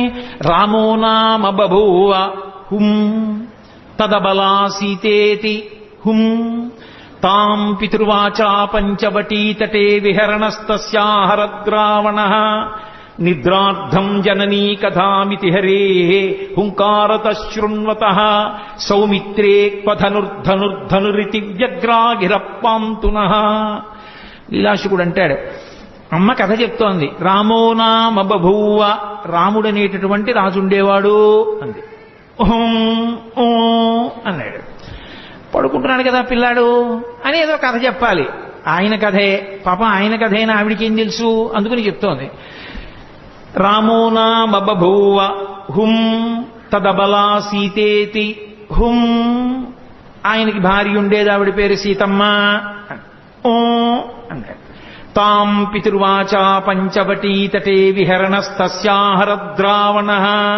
తండ్రి అయినటువంటి దశరథ మహారాజు గారు కైకమ్మకి ఇచ్చినటువంటి వరాన్ని సత్యం చేయడం కోసం 14 సంవత్సరములు అరణ్యవాసం చేయడం కోసం తమ్ముడైన లక్ష్మణస్వామితో భార్య సీతమ్మతో కలిసి రామచంద్రమూర్తి అరణ్యవాసానికి వెళ్ళినప్పుడు ఆ జనస్థానంలో సీతమ్మ తల్లిని రావణాసురుడనేటటువంటి రాక్షసుడు అపహరించాడు అంది. ఇప్పుడు అనలేదు. సౌమిత్రే క్వధనుర్ధనుర్ధనురితి వ్యగ్రాగిరప్పాంతునః. పడుకున్నవాడు ఒక్కసారి ఉయ్యాల్లోంచి లేచి కూర్చుని లక్ష్మణ ధనసు పట్రా ఇలా అన్నట్టు హడిలిపోయింది కథ చెప్తున్న యశోద. ఎందుకని? ఆయన కథే కదూ. సీతమ్మని రావణుడు అపహరించాడని వినేటప్పటికే బాలకృష్ణుడిగా ఉన్న రాముడిగా తాదాత్మ్యత చెందాడు. లక్ష్మణ ఎక్కడ్రా నా ధనస్సో అన్నట్టు హడిలిపోయిందిట యశోద. అలా యశోద హడిలిపోయేటట్టు ఉయ్యాల్లో లేచి కూర్చున్న చిన్ని కృష్ణుడు ఉన్నాడే, ఆయన మమ్ము రక్షించుగాక అంటాడు లీలాశకుడు. మధుసూదన సరస్వతి ఎంత అనుభవించారో కృష్ణుడి జుత్తు గురించి చెప్తూ, నువ్వు నలుపు, నీ జుత్తు నలుపు, ఇంత నలుపున్న వాడివి అజ్ఞానం అంత నల్లగా ఉంటుంది కదా, అది ఎలా విచ్చిపోయేటట్టుగా ఉంటావయా అన్నాడు ఆయన. ఎంతమంది ఎన్ని అనుభవించారో ఆ కృష్ణలీలలో. మహాద్భుతం మహానుభావుడు. ఆ లీలలుగానే శకటాసుర సంహారం చేశాడు, తృణావర్త సంహారం చేశాడు. ఆఖరికి అసలు కృష్ణలీలలో మహోత్కృష్టమైనటువంటి లీలగా చెప్తారు. ఆఖరికి సన్యాసాశ్రమంలో ఉన్నవాళ్ళు కూడా తప్పకుండా వింటారు. ఆ ఉలూకల బంధనము అని ఆ పిల్లవాడిని తీసుకెళ్లి ఆ రోటికి కట్టేసినటువంటి సన్నివేశం. ఇప్పుడు నేను అవన్నీ ఆ లీలలన్నీ ఎక్కడ చెప్పడం కుదురుతుంది, కానీ ఏదో అన్నాను కాబట్టి ఒక్క మాట అంటానంతే. కృష్ణావతారం గురించి చెప్తూ నేను దాని గురించి అనకపోతే దోషం అయిపోతుంది. ఎప్పుడు జరిగిన లీలలు అవన్నీ. ఎక్కడో ఆడుకుంటున్నాడు కృష్ణుడు, ఆ పెరుగు చిలుకుతోంది యశోద. సుడిగిచు గిదికుచు వాలుచు సడికొట్టుచు అమ్మ రమ్ముచ నిమ్మనుచున్ వెడబెడ గంతులు వైచుచు కదిసి కడవ బాల కొండు కవ్వము పట్టెన్. ఆ చల్ల చేస్తున్నటువంటి యశోద దగ్గరికి వచ్చి పరిగెత్తుకొచ్చి, అమ్మ అమ్మ నాకు పాలిస్తావా, ఇవ్వ ఆకలేసేస్తోందని కవ్వం పట్టుకున్నాడు. కవ్వం పట్టుకుని ఆపగలిగిన శక్తివంతుడని కాదు, అయ్యో చెయ్యి పూల పొట్లంలా ఉంటుందే, కవ్వం పట్టుకుంటే పిల్లాడి చెయ్యి ఎక్కడ ఇబ్బంది పడిపోతుందో అని యశోద చల్ల చిలకడం ఆపేసి. చల్ల చిలకడం ఆపేయగానే సంతోషించాడు, అమ్మ పాలిస్తుందని. గబగబా వచ్చింది, ఒళ్ళో కూర్చోబెట్టుకుంది, పాలిస్తోంది. ఇంతలో పొయ్యి మీద పెట్టిన పాలు పొంగిపోతున్నాయి. కడుపారంజనుబాలు త్రావని చిసిన్ కంజాక్ష పీఠమ్ముపై నిడి పొంగారెడు పాలు దించటకున ఏగంగ తత్బాలుండెక్కుడు కోపంబున వాటి రాతిదది మొక్కం బంబు పోగొట్టి తెంపడరన్ కుంభములోని వెన్నది నిమిధ్యాసంకులద్భష్పుడై. అమ్మా నాకు ఓ పక్క ఆకలేస్తుంటే పాలివ్వడం మానేసి సగం పాలిచ్చి నన్ను కిందకి దింపేసి అక్కడికి వెళ్ళి పొయ్యి మీద పాలు పొంగిపోతున్నాయి, వెళ్ళిపోతున్నావా? అని కోపం వచ్చేసి పెదిమి అదిరిపోయింది. ఎక్కడ లేని కోపం వచ్చేసింది. కళ్ళు ఇలా నిలిమేసుకున్నాడు, కాటుకంతా ఇలా అంటించేసుకున్నాడు, చేతులకంతా కాటుకు పెట్టేసుకున్నాడు. అమ్మ నాకు కడుపు నిండా పాలు ఇవ్వలేదన్నాడు. అక్కడ ఉన్న రాయి ఒకటి తీశాడు, ఆ చల్ల చేస్తున్న కుండకేసి కొట్టాడు. కుండ బదలైపోయింది. ఆ పాలని మజ్జిగంతా కిందకు వచ్చేసింది. ఆ వెన్నముద్ద ఇలా అరిచేతిలోకి తీసుకున్నాడు. ఆ వెన్నముద్ద పట్టుకుని అక్కడి నుంచి బయలుదేరాడు. బయలుదేరి అమ్మ అక్కడ పాలు దింపి వెనక్కొచ్చి ఎక్కడ తనని పట్టుకుంటుందో అని మెల్లిగా బయటికి వెళ్ళిపోయి ఓ రావులో ఒకటి తిరగేసి ఆ గోడ మీద ఉన్న ఓ కోతికి పెడుతున్నాడు. పెడుతుంటే అమ్మ పాలు దింపి ఇటు వచ్చింది. కుండ బద్దలైపోయింది, వెన్నంతా కింద పడిపోయింది, మజ్జిగంతా కాలిపోయింది. అదే నీళ్లల్లా ఓ గొడ్డేసి వత్తడానికి ఉండదు, మజ్జిగ కాలు జారిపోతుంది. మళ్ళీ ఏ పిండో తీసుకొచ్చి వత్తాలి. అదంతా లాలనమున బహుదోషము లోలింప్రాపించు తాడనోపాయములం చాలా గుణంబులు కలుగును తాడ నంబె బాలు రకును పచ్చంబరయన్. ఈ పిల్లాన్ని అల్లరి చేస్తుంటే పోన్లేని ఊరుకుంటుంటే వింటలేదు. ఇవాళ కట్టేస్తాను, కొట్టేస్తాను అని ఏడురా వీడని చెప్పి చూసింది. అంత తొందరగా నేను దొరుకుతాడేమిటి? పెద్ద యుద్ధానికి వెళ్లేదల్లా చీర తీసింది, పైకి కొంగు దోపింది, ఈ కొంగు తీసింది, ఇలా చుట్టూ తిప్పింది, గట్టిగా కట్టుకుంది. ఆ జడ తీసింది, ఇలా చుట్టూ ముడేసుకుంది, పూలు గట్టిగా పెట్టుకుంది, ఆ పమిట తీసింది, గట్టిగా పెట్టుకుంది. ఇక కొడుకుని పట్టుకోవడానికి పరిగెడుతుందనమాట. ఆయన అమ్మ ఎక్కడొస్తుందో అని అనుమానం ఆయనకి ఉంది. ఓ పక్క కోతికి పెడుతున్నాడు కానీ దొంగేడు పేడుస్తూ అమ్మ నువ్వు నాకు కడుపు నిండా పాలు ఇవ్వలేదమ్మా, మధ్యలో వెళ్ళిపోయావమ్మా అంటున్నాడు. వెనక్కి చూసుకుంటున్నాడు. చూశాడు, అమ్మ వచ్చేసింది. వచ్చేసిందని చూసి చూడడం ఏమిటి, రోలు మించి దూకేశాడు. స్తంభాదికంబులు తనకు వడ్డంబైన అట్టట్టునని పట్టువని వీని ఈ తప్పు సైరింపు ఇంక దొంగిలబోదు నేనని ముని ముట్ట నిచ్చువాని కాటుక నెరయంగ కందులు నిలుముచు వెడలు కన్నీటితో వగచువాని ఏ దశ వచ్చునో ఇది ఎని పలుమార్లు సురుగుచు క్రీగంట చుచువాని గూడబారి పట్టుకొని వెర్రపుచు చిన్నిదో వెన్న దొంగ చిక్కెననుచు కొట్ట చేతులాడక పూబోడి కరుణతోడ బాలు కట్టదలచే. అదంతా ఎక్కడ చూసినా స్తంభాలే. ఆ ఇల్లంతా పూర్వకాలపు ఇల్లు కదూ. ఆ స్తంభాల చాటుకి వెళ్ళి దాక్కుంటున్నాడు. ఇటు వస్తే దొరకడు, అటు వస్తే దొరకడు. ఎక్కడ చూసినా స్తంభాలు. ఎట్నుంచి ఏ స్తంభం చాటుకి వెళ్ళిపోతాడో తెలియదు. ఏదో విరాటపర్వంలో తిక్కన గారు అంటారు, ఆ నర్తనశాల ఎక్కడ చూసినా స్తంభాలే.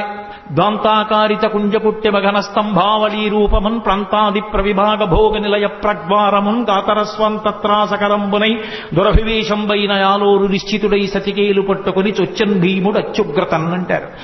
అలా అన్ని స్తంభాలతో ఉన్నటువంటి ఆ ప్రాంగణంలో అమ్మ వెనక పరిగెడుతోంది, ముందు కృష్ణుడు పరిగెడుతున్నాడు. ఆ స్తంభాల చాటుకి వెళ్ళిపోతున్నాడు. నిశ్శబ్దంగా నించుంటాడు.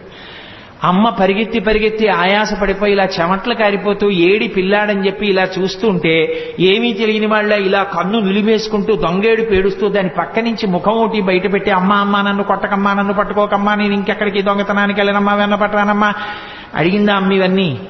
అప్పుడు తన దొంగతనాలన్నీ ఒప్పుకుని దొంగేడుకు మొదలెట్టాడు. పాపం పరిగెడుతోంది, ఆయన దొరకడు. ఆఖరికి చూశాడు చూశాడు చూశాడు. వడల చెమటల గయ నుత్తరీయము జార తిరుముకున్న విరులు నెలజార పట్టరాని తనను పట్టెదనని చింత కట్టుకున్న తల్లి కరుణ చూచి.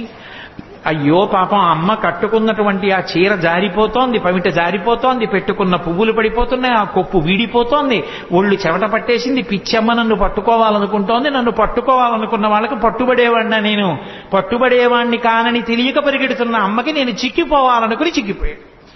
చిక్కడు సిరికౌగిటిలో చిక్కడు సన కాదు యోగి చిత్తాబ్జములన్ చిక్కడు శృతిలతి కావడి చిక్కెనతడు లీల తల్లి చేతన్ రోలన్. ఎవ్వరికీ దొరకనటువంటి పరమాత్మ అమ్మ చేతికి దొరికిపోయాడు. అమ్మో ఎంత అల్లరి చేసింది. యశోద మోకాళ్ళ మీద కూర్చుంది, చెయ్యిలా పట్టుకుంది. ఏమిట్రా పట్టిన పట్టుబడని నన్ను పట్టెదనని పట్టుకొనిన పట్టుట బట్టే పట్టుబడు వండ్రు పట్టి పట్టెదనని పట్టు నాకు కాకపరులకు వశమేంది. గోపకాంతలందరూ చూస్తున్నారు. ఏదో ఆ మొగుడు కొట్టాడని కాదు, దోటికోడలు తెప్పిందనని నువ్వు పట్టుకుంటావా అని చూస్తున్నారు వాళ్ళందరూ. పట్టుకున్నానా లేదా నా కొడుకుని సంతోషం. అందుకని మోకాళ్ళ మీద కూర్చుని వాడి చెయ్యిలా పట్టుకుని ఇలా చూపించింది. ఏమిటి? జగత్తుల నీలే పరమాత్మకి వేలు చూపించింది ఒక గోపకాంత. చూపించి ఏరా కడుపులో బాధ, కొడుకు తిట్టలేదు, ప్రేమ లేక లేక పుట్టినవాడు, ఆ ముఖం వంక చూస్తే ముగ్ధమోహనంగా ఉంటాడు, దొంగ ఏడు పేడి చేస్తున్నాడు, ఇక్కడ వరకు కాటుకు అంటుకుపోయింది, పెదిమిలు ఎదిరిపోతున్నాయి, చేత్తో ఇలా ఇలా విడిపించుకునే వాళ్ళ చూస్తున్నాడు. చిన్న పిల్లాడు, పట్టుదట్టి కట్టినటువంటి చిన్న కొప్పు, దానికి పెట్టిన ముత్యాల సరాలు కొడదామనుకుంది కానీ కొట్టలేకపోయింది.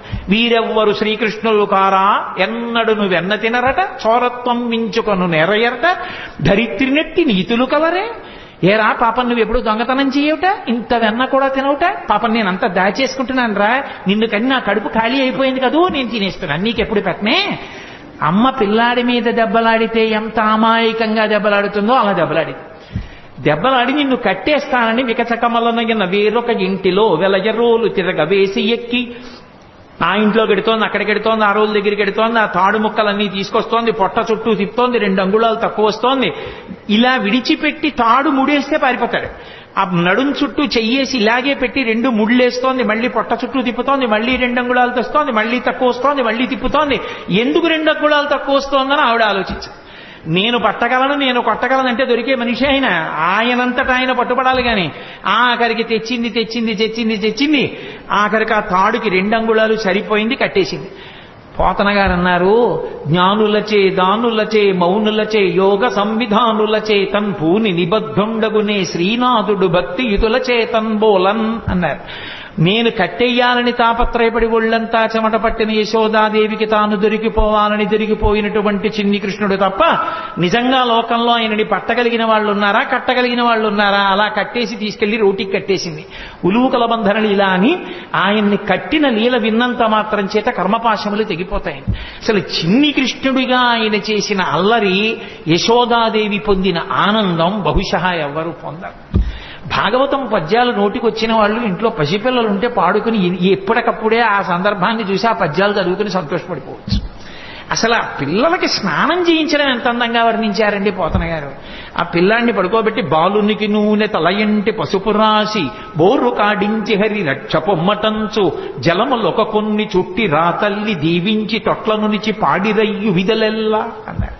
పసిపిల్లలకి స్నానం చేయిస్తే ఎలా చేయిస్తారో అలా వృద్ధ గోపకాంతలు వచ్చి ఆ పిల్లాన్ని ఇలా కాళ్ళు ఇటువైపు పక్కకి తల కిందకి ఉండేటట్టుగా పడుకోబెట్టి నూనెలో చేయి కృష్ణ పరమాత్మని పడుకోబెట్టుకుని ఆయన ఒళ్ళంతా నూనె రాసి వెనక్కి తిప్పి బోర్లా పడుకోబెట్టి ఆ వీపుకంతా నూనె రాసి ఆయన్ని ఒళ్ళంతా పసుపు రాసేసి ఇలా పైకి తీసి కూర్చోబెట్టి పిల్లాడి తల నిలబెట్టడం చేతకాక ఇలా అంటుంటే తల వెనకాల ఇలా పట్టుకుని ముందు ఇలా చేయి పెట్టమని ఉక్కిరి బిక్కిరి అయిపోతాడని తలమించి గోరువెచ్చటి నీళ్లు పోసేస్తుంటే అంటూ బొత్స అక్కళ్ళిస్తూ ఆయన స్నానం చేసిన తర్వాత ఆ నీళ్లు ఇలా చుట్టూ తిప్పి నీకు శ్రీరామరక్ష 1000 ఏళ్ల ఆయుష్ 1000 ఏళ్లు ఐశ్వర్యంతో ఉండాలి, బుట్టడు పిల్లలతోటి 2 బుట్టల మనవలతోటి 3 బుట్టల మునిమనవలతోటి 4 బుట్టల ఇనుమనవలతోటి నీ ఇంటికి ఎప్పుడు అతిథులు వస్తూ ఎప్పుడు కంచాలు వేస్తూ అన్నాలు పెడుతూ ఐశ్వర్యంతో పాండిత్యంతో పద్యాలు చెప్తూ సభా గౌరవాలు పొందుతూ ఎంతో గౌరవాన్ని పొందాలరా నాన్న అని చెప్పి ఆ తల్లి ఆ గోపకంతా ఆశీర్వచనం చేస్తోంది. ఎవరికి? లక్ష్మీనాథుడైనటువంటి పరమాత్మకి. అందుకెళ్ళాడు నందవ్రజానికి. అమాయకుడై వెళ్ళలేదు. వాళ్ళు ఎంత స్వచ్ఛమైన హృదయాలున్న వాళ్ళు. అందుకే ఎవరైనా తనక కొడుకు పుడితే ఆనందిస్తారు. అందులో కొడుకులు లేని వాళ్ళు చాలా మంది ఉన్నారు.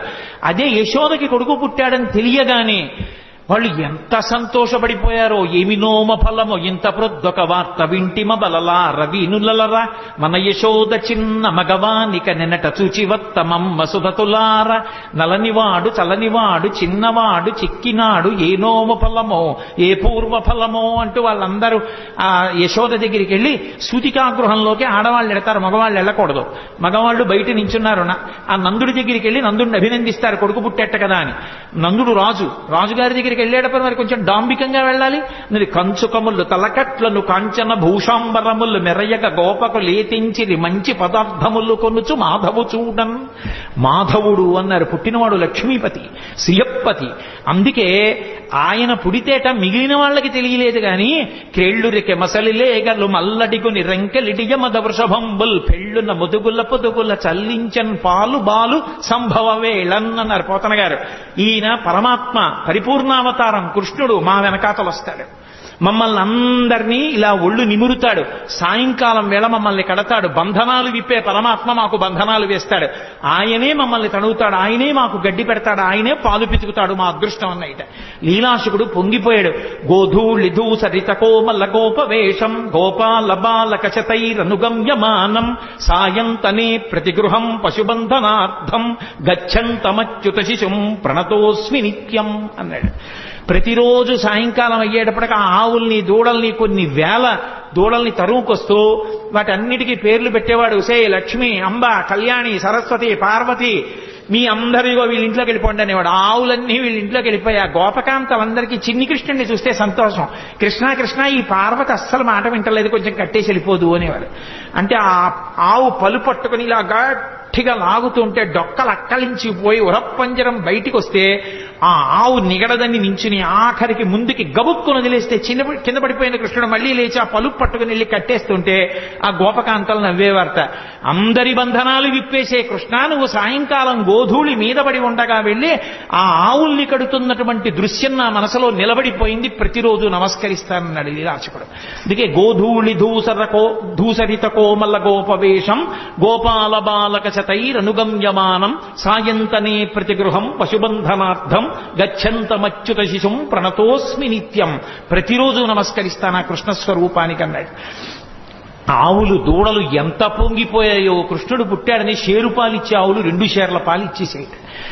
ఈ అభీర కుమారుడు వీరుండై వీరవైరి జేతయునై శ్రీయుతుడై దీర్ఘాయుష్మంతుండగునని పాయక దీవించినప్పుడు బ్రాహ్మణ జనముల్ దుందుబులు మెరసె గాయక సందోహము పాడే సూత సముదాయముతో వందిజనులు కీర్తించిరి క్రందుగ వీతించ భద్రకాహళ రవముల్ అంటారు పోతన గారు.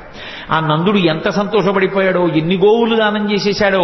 ఆఖరికి వసుదేవుడు కూడా కారాగారంలో ఉండగా పరమాత్మ నా కడుపున పిల్లవాడుగా పుట్టాడని స్నానము చేయక రామిని ఆనంద రసాబ్ధిమగ్నుండై ధేనువులను 10,000 విప్రులకును మానసికముగా ధారవోసే మరి ఇచ్చుటకున్నారు.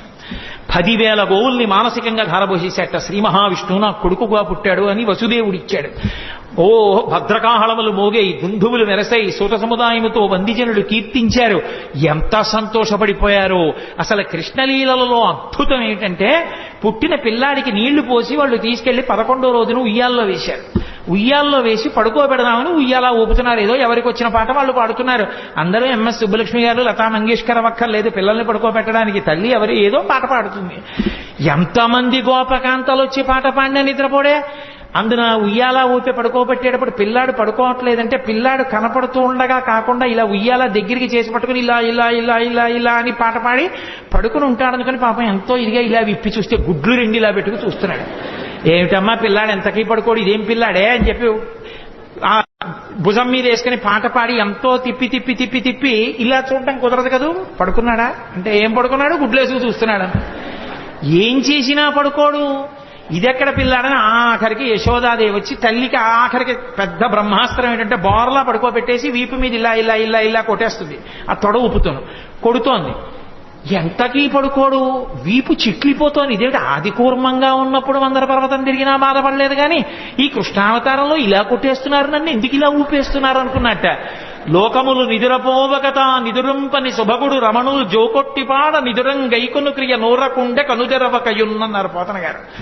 ఓహో, ఈ దిక్కుమాలిన ప్రపంచానికి అలవాటు ఉంది, నిద్రపోతుంటారు వీళ్ళు కళ్ళు మూసుకుని. నాకు నిద్రపోవడం అలవాట్లేదు. నేను నిద్రపోతే లోకాలు నిర్వహించేవాడెవరు? నేను పడుకోమని జోకొట్టేస్తున్నారు, నేను కళ్ళు మూసుకోపోతే వీళ్ళు ఇలాగే కొడతారని నిద్రపోయిన వాళ్ళ కళ్ళు మూసుకున్నట్టు. అప్పుడు వాళ్ళు సంతోషపడిపోయి జోజో కమల దళిక్షణ జోజో మృగరాజ మధ్య జోజో కృష్ణ జోజో పల్లవకర పద జోజో పూర్ణేందువదన జోజో యనచున్. సామాన్య గృహాల్లో జోజో జోజో అంటూ ఏ పాటలు పాడతారో పోతన గారి పద్యాలకి కూడా జోజో అని అలాగే పడిపోయింది. మహానుభావుడు ఎంత దర్శనం చేశాడో. ఆ యశోద ఎన్ని ఆటలాడాడు నిజంగా యశోదతో.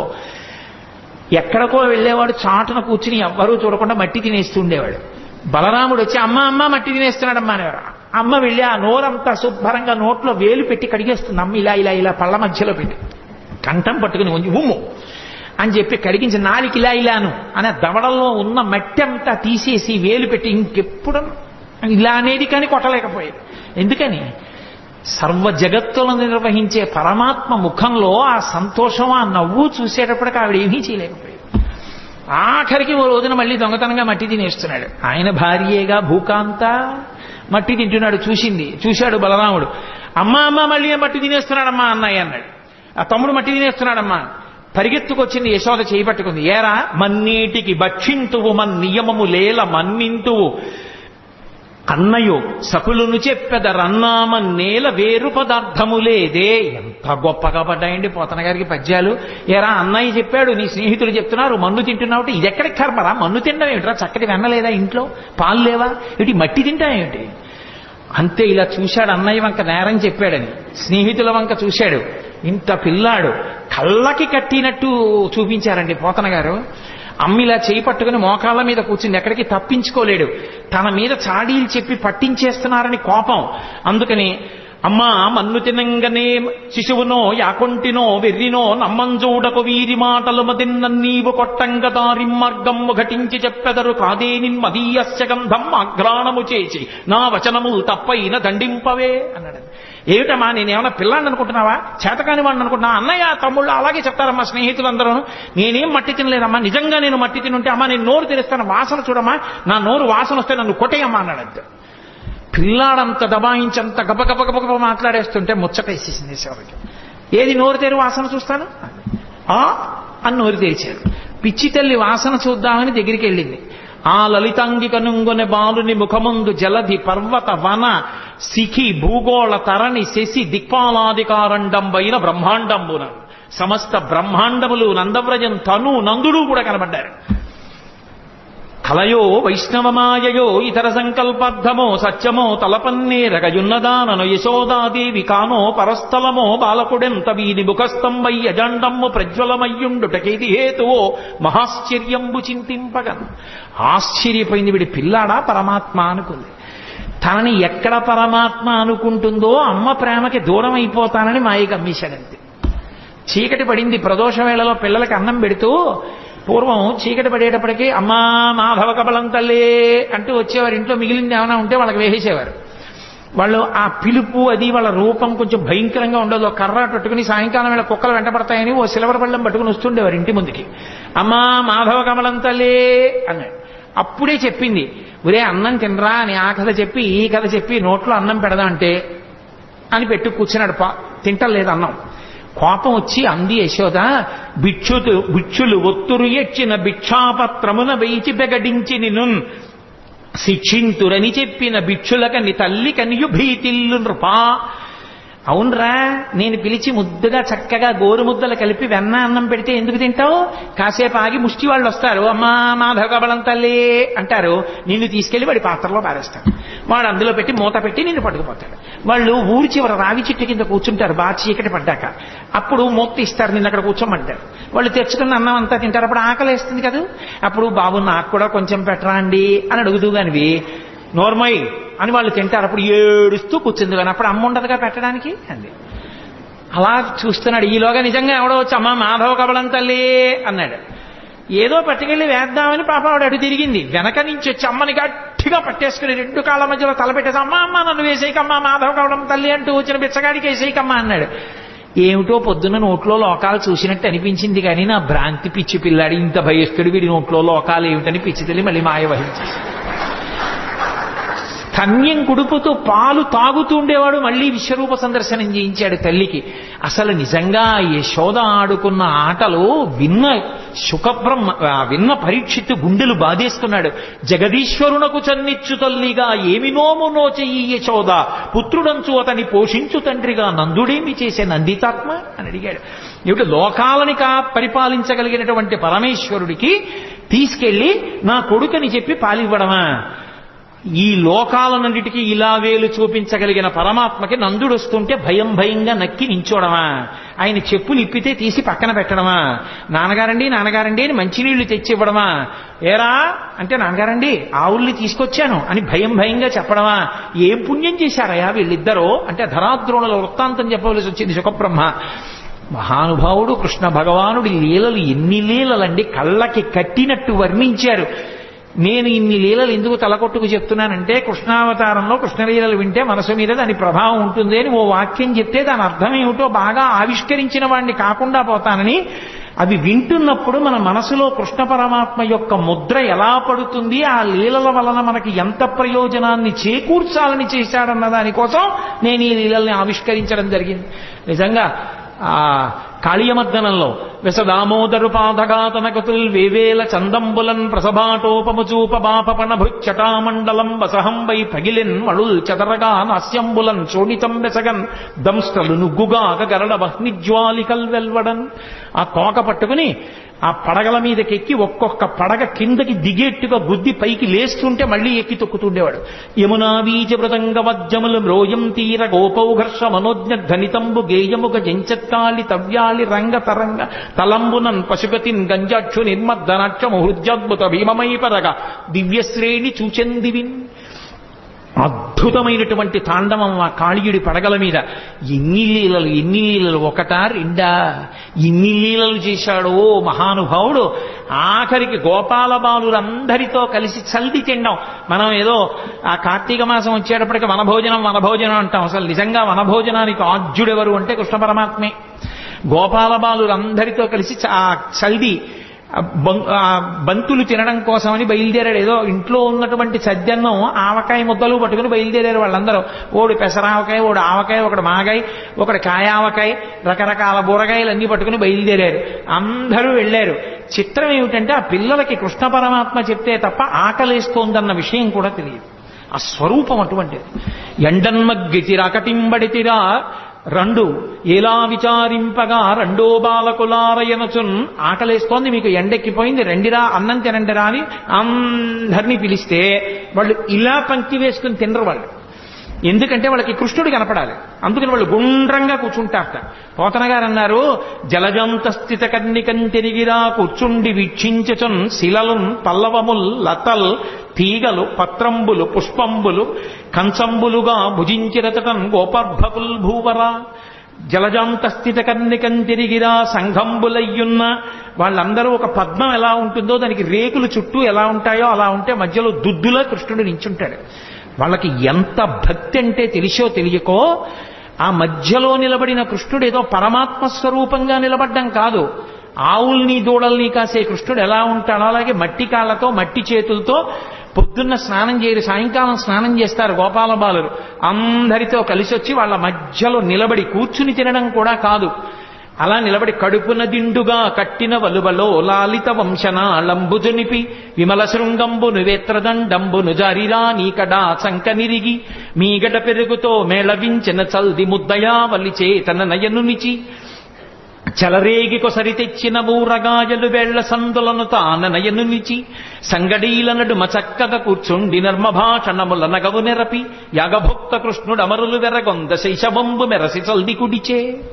పోతన గారు పొంగిపోయారంతే. అసలు ఆయన మధ్యలో నిలబడి ఆ పైన దట్టి తీసి ఇలా కడుపుకి అడ్డంగా పెద్ద బట్ట కట్టి ఏదో దిండు కట్టినట్టుగాను ఆ వేణువు తీసి అందులో పక్కకి దోపుకుని ఆవుల్ని దూడల్ని పిలవడానికి ఉపయోగించేటటువంటి బోరా కర్ర తీసి చంకలో పెట్టుకుని ఈ చెయ్యి ఇలా అంటే ఓ పడిపోతాయి, అందుకని ఇలాగే పెట్టుకుని అమ్మ పెట్టినటువంటి ఆ మేగడ పెరుగు ముద్ద ఒకటి ఎడం చేతిలో పెట్టుకుంటే కృష్ణ కృష్ణ మా ఇంట్లో ఆవకాయ పెచ్చు తినను ఓడిచ్చాడు, మా ఇంట్లో మాగాయ ముక్క తినను ఓడిచ్చాడు, అవన్నీ వేళ్ల మధ్యలో పెట్టుకుని ఇలా నాక్కుని ఇలా ముద్ద తింటూ వాడిచ్చిన ఎంగిలి ముద్ద తింటూ వాళ్ళల్లో వాళ్ళు ఇందులో పాత్రలోది అందులో పాత్రలోది ఏరుకు తినేస్తుంటే నేను ఇందుకు ఇలా చేయించుకోవడం, అందుకని అలా తినేస్తుంటే వాళ్ళు సంతోషంగా ఆ మధ్యలో నిలబడి తింటున్న ఎవరా కృష్ణుడు? యాగభోక్త కృష్ణుడమరులు వెరగొంద శైశవంబు మెరసి చల్ది కుడిచే.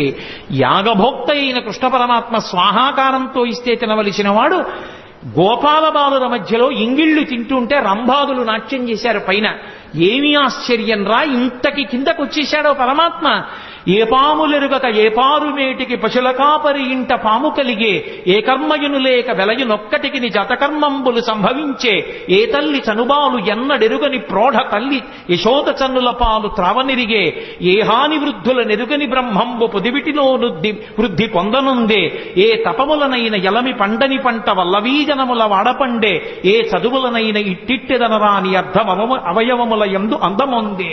ఏమి అద్భుతం!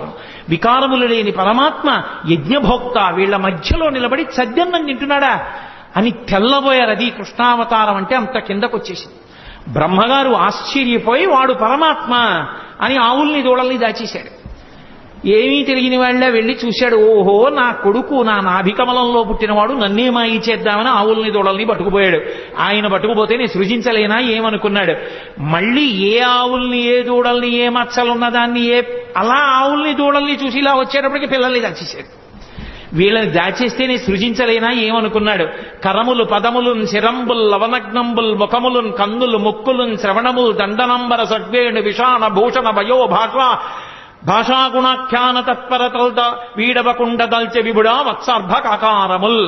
ఏ ఆవు ఏ దూడ ఏ తోక దేని అలవాటు ఎలా ఉంటుందో, ఏది కుమ్ముతుందో, ఏది సాధువుగా ఉంటుందో, ఏది ఎంత పాలిస్తుందో, ఏ పిల్లాడు ఎలా ఉంటాడో, ఎవడికి పుట్టుమచ్చలు ఎక్కడుంటాడో, ఎవడు సన్నగా ఉంటాడో, ఎవడు లావుగా ఉంటాడో, ఎవడు ఎక్కువ తింటాడో, ఎవడు తక్కువ తింటాడో, ఎవడు పరిగెడతాడో, ఎవడు కూర్చుంటాడో, ఎవడు నీరసంగా ఉంటాడో, ఎవడికి అనారోగ్యమో, ఆ పిల్లల కింద, ఆ ఆవుల కింద, ఆ దూడల కింద తానే మారిపోయాడు. ఇంటికి వెళ్ళేటప్పటికే పోని తల్లులు గుర్తుపట్టగలరా? ఏ తల్లుల కేబాలకు లేతెరుగున తిరిగి ప్రీతి కలిగింతురుమున్న తల్లుల కాబాలకు లాతెరగున ప్రీతి చేసిన వనీనాథ అన్నాడు సుఖబ్రహ్మ. ఏ తండ్రి దగ్గర ఏ పిల్లవాడు ఎలా ప్రవర్తిస్తాడో అలాగే ప్రవర్తించేటట్టుగా తానే మారిపోయి ఇంతమందితో ఉన్నాడు. బ్రహ్మగారు అలా లోపలికి వెళ్ళి అన్నీ బంధించి పైకొచ్చి చూశాడు, అలాగే ఉన్నాయి మళ్ళీ. ఇప్పుడు ఆయన తెల్లబోయాడు. బ్రహ్మ పంపునగాని సృష్టి జరగదు ఎప్పుడు, బ్రహ్మనొక్కడగాని వేరొక బ్రహ్మ లేడు సృజింపంగా, బ్రహ్మ నేను సృజింపక ఏ బ్రహ్మమందు సృజింపబడే ఆ ఒక్కటి బ్రహ్మవు అది చూడగాం. బ్రహ్మ నేను సృష్టించాలి, నేను సృష్టించకుండా ఇవన్నీ ఎవడు సృష్టించాడు? ఓహో వాడురా బ్రహ్మమో పరబ్రహ్మము, వాడు నన్ను కన్న తండ్రి. పరిగెత్తుకొచ్చాడు. వచ్చి ఆవుల్ని దూడల్ని కాస్తూ వెన్నముద్ద తింటున్నట్టుగా నిలబడినటువంటి చిన్ని కృష్ణుడి కాళ్ల మీద పడిపోయాడు. పడిపోతే అప్పుడు అది కృష్ణావతారం యొక్క మహాత్యం. అంటే బ్రహ్మగారంతటి వాడు ఇలా బ్రహ్మపదంబు వేదములకన్ వీక్షింపగానాని నిన్నీ లోకంబున ఈ వనాంతరమునంది మందలో కృష్ణయం చాలాపాది సమస్త భావములినీయందే నిక్షేపించు ఈ వ్రేలందొక్కని పాదరేణువులపై వెష్టించినం చాలదే అని అడిగాడు. నాకొద్దు దిక్కుమాలిన బ్రహ్మపదవి తీసేయి. ఇంతమంది పిల్లలు ఎన్నడునైన యోగి విభులవ్వని పాద పరాగమింతయున్ కన్నుల కానరట్టి హరి తద్దయు కైవడి చేడియాడుచున్ కౌగిట చెచ్చుచున్ తన్నుచు గుద్దుచున్ నగచు తద్దయు కైవడి కుడియాడుచున్ మన్నన చేయు వల్లవ కుమారుల భాగ్యము వింతయొప్పునే. పరబ్రహ్మమైనటువంటి నువ్వు ఈ భూమండలం మీద ఆడుకుంటుంటే ఏమీ తెలియని గోపాల బాలులు నిన్ను కౌగులించుకుంటున్నారు, తంతున్నారు, గుద్దుతున్నారు, నీ మీద పడుతున్నారు. అదా అదృష్టం, బ్రహ్మపదవి అదృష్టమా? ఎందుకొచ్చింది? మాయ కమ్మింది నాకు, వద్దు తీసేయి. ఈ గోపాల బాలులలో ఎవరి పాదానికైనా అంటుకున్న ధూళి నా నాలుగు తలకాయల మీద చల్లుకుంటాను, నాకు అనుమతి అన్నాడు. అహోభాగ్యం నందగోప వ్రజౌకసాం యన్మిత్రం పరమానందం పూర్ణం బ్రహ్మసనాతనం అంటారు వ్యాసుల వారు మూల భాగవతంలో. అంత అద్భుతమైనటువంటి అవతారం. అటువంటి పరమాత్మ పెద్దవాడైన తర్వాత ఎంత రక్షణ చేశాడో పాండవులను. అసలు నిజంగా కృష్ణ పరమాత్మయే లేకపోతే పాండవులు లేనే లేరు. ఎన్ని సందర్భాల్లో ఎన్ని చోట్ల ఎంత రక్షించాడో. భీష్మాచార్యుల వారు స్వచ్ఛంద మరణం, ఆయన్ని నిగ్రహించగలిగిన వాడు లేడు. దేవతలందరూ వచ్చి ఒక పక్క నిలబడినా సరే ఆయన్ని నిర్జించలేరు. ఆయనే చెలరేగి యుద్ధం చేస్తుంటే ధర్మరాజు గారు భయపడిపోయాడు. నిద్ర పట్టక శిబిరంలో తిరుగుతుంటే కృష్ణ పరమాత్మని చూశాడు. చూశావా కృష్ణ, మా తాత భీష్మాచార్యుల వారు ఇలా విజృంభించి యుద్ధం చేస్తే నా సైన్యం అంతా మడిసిపోతుంది, ఎక్కడి నుంచి వస్తుంది నాకు విజయం అని అడిగాడు. పిచ్చివాడా, మీ తాత ధర్మపక్షపాతి. ఇదే సమయం, చీకటి పడిపోయింది, ఎవ్వరుండరు, నీ తాత శిబిరానికి వెళ్ళు.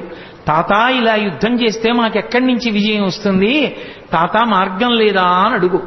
పాపం మహానుభావుడు ఇంతమంది మనవల్ని పిల్లల్ని పెంచి పెద్ద చేసి రాజ్యరక్షణ చేసినందుకు చిట్ట చివరికి తన మనవడి చేత అడగబడ్డాడు, తాత నువ్వు ఎలా చచ్చిపోతావు చెప్పు అని. ధర్మరాజు గారు అడిగితే, ఒరే మనవడా, నేను చేతిలో ధనస్సు పట్టుకుని ఉన్నంత కాలం నన్ను పడగొట్టడం ఎవరికీ సాధ్యం కాదు. అంబ నా మీద పగబట్టి నన్ను చంపడం కోసం తపస్సు చేసి ఆడదై పుట్టి మగవాడిగా మారింది. ఆడదై పుట్టి మగవాడిగా మారింది కాబట్టి అంబ శిఖండిగా తిరుగుతోంది. శిఖండిని అర్జునుడి రథం మీద నిలబెట్టండి. శిఖండి ఎదురుగుండా కనపడితే నేను బాణం వెయ్యను, ధనస్సు కింద పెట్టేస్తాను. ధనస్సు కింద పెట్టిన తర్వాత శిఖండి వెనక నుంచి అర్జునుడిని నా మీద బాణప్రయోగం చెయ్యమను, ఒళ్ళంతా తూట్లుగా కొట్టేయండి, ఆ బాణపంజరంతో కింద పడిపోతాను, తర్వాత మీరు యుద్ధం చెయ్యండిరా అన్నాడు. కృష్ణ పరమాత్మ చెప్పబట్టి శిఖండిని ఎదురుగుండా పెట్టుకుని భీష్మాచార్యుల వారిని పడగొట్టారు. ద్రోణాచార్యుల వారు ఒకానొక సందర్భంలో విజృంభించి ధనస్సు పట్టుకుని వైరి పక్షంలో ఒక్కడిని బ్రతకనివ్వనని అగ్నిహోత్రంలా విజృంభించాడు. కృష్ణ పరమాత్మ దగ్గరికి వెళ్ళి ఏడిచాడు ధర్మరాజు, ఏం చేయమంటావు, ఎలా ఇప్పుడు సాక్షాత్తు గురువు, ఆయన్ని ఎలా నిగ్రహించడం అని. ఒక్కటే కార్యం, భీమసేన నువ్వు వెళ్ళి అవతల వైపు సైన్యంలో అశ్వత్థామ అని పేరు కలిగినటువంటి ఏనుగుంది, నీ గదాదండంతో దాన్ని చంపేసి, చంపేసిన తర్వాత గట్టిగా అరువు, అశ్వత్థామ హతః అన్నారు. మంచి యుద్ధం చేస్తున్నాడు ద్రోణాచార్యుల వారు. భీమసేనుడు వెళ్లి ఆ ఏనుగుని చంపి ఒక పెద్ద అరుపు అరిచాడు, అశ్వత్థామ హతః అన్నాడు. నమ్మలేదు ద్రోణాచార్యుల వారు. నన్ను నా ఉత్సాహాన్ని తగ్గించడానికి అరుస్తున్నాడని అదే బాణ పరంపర కొనసాగిస్తున్నాడు. ధర్మరాజు పరిగెత్తికెళ్ళాడు కృష్ణుడి దగ్గరికి. పెద్ద ధర్మాన్ని నిలబెట్టడానికి చిన్న అధర్మం చెయ్యక తప్పదు ధర్మరాజా. అశ్వత్థామ హతః అండం నీకు ఇష్టం లేకపోతే నువ్వు కనపడు చాలు. మనసులో అనుమానం ఉంది ద్రోణుడికి, అడుగుతాడు. నువ్వు చెప్తే మాత్రం నమ్మి తీరుతాడు. ఆయన ధనస్సు వదిలేయాలంటే ఒక్కటే మార్గం, నువ్వు ఆయన ముందు చెప్పావో అశ్వత్థామ చచ్చిపోయాడని ధనస్సు కింద పడేస్తాడు. కొడుకు మీద వ్యామోహం. అందుకని అశ్వత్థామ హతః అను అంటే గురువు ఎదురుగుండా నిలబడిన వాడు అంత మాట అనడమా నేను అననన్నాడు. ప్రాణమే పోయినా నేనన్నా. అనక తప్పదు. పెద్ద సత్యాన్ని పెద్ద ధర్మాన్ని ఆవిష్కరించడానికి చిన్న అధర్మం చెయ్యాలి. పోనీ అబద్ధం చెప్పద్దు. అశ్వత్థామ హతః అని గట్టిగా అని కుంజరహ అని మెల్లిగాను అన్నాడు. కుంజరహ అంటే ఏనుగు. ధర్మరాజు గారు వెళ్ళగానే చూశాడు ద్రోణాచార్యుల వారు అబద్ధం ఆడ్డం అని.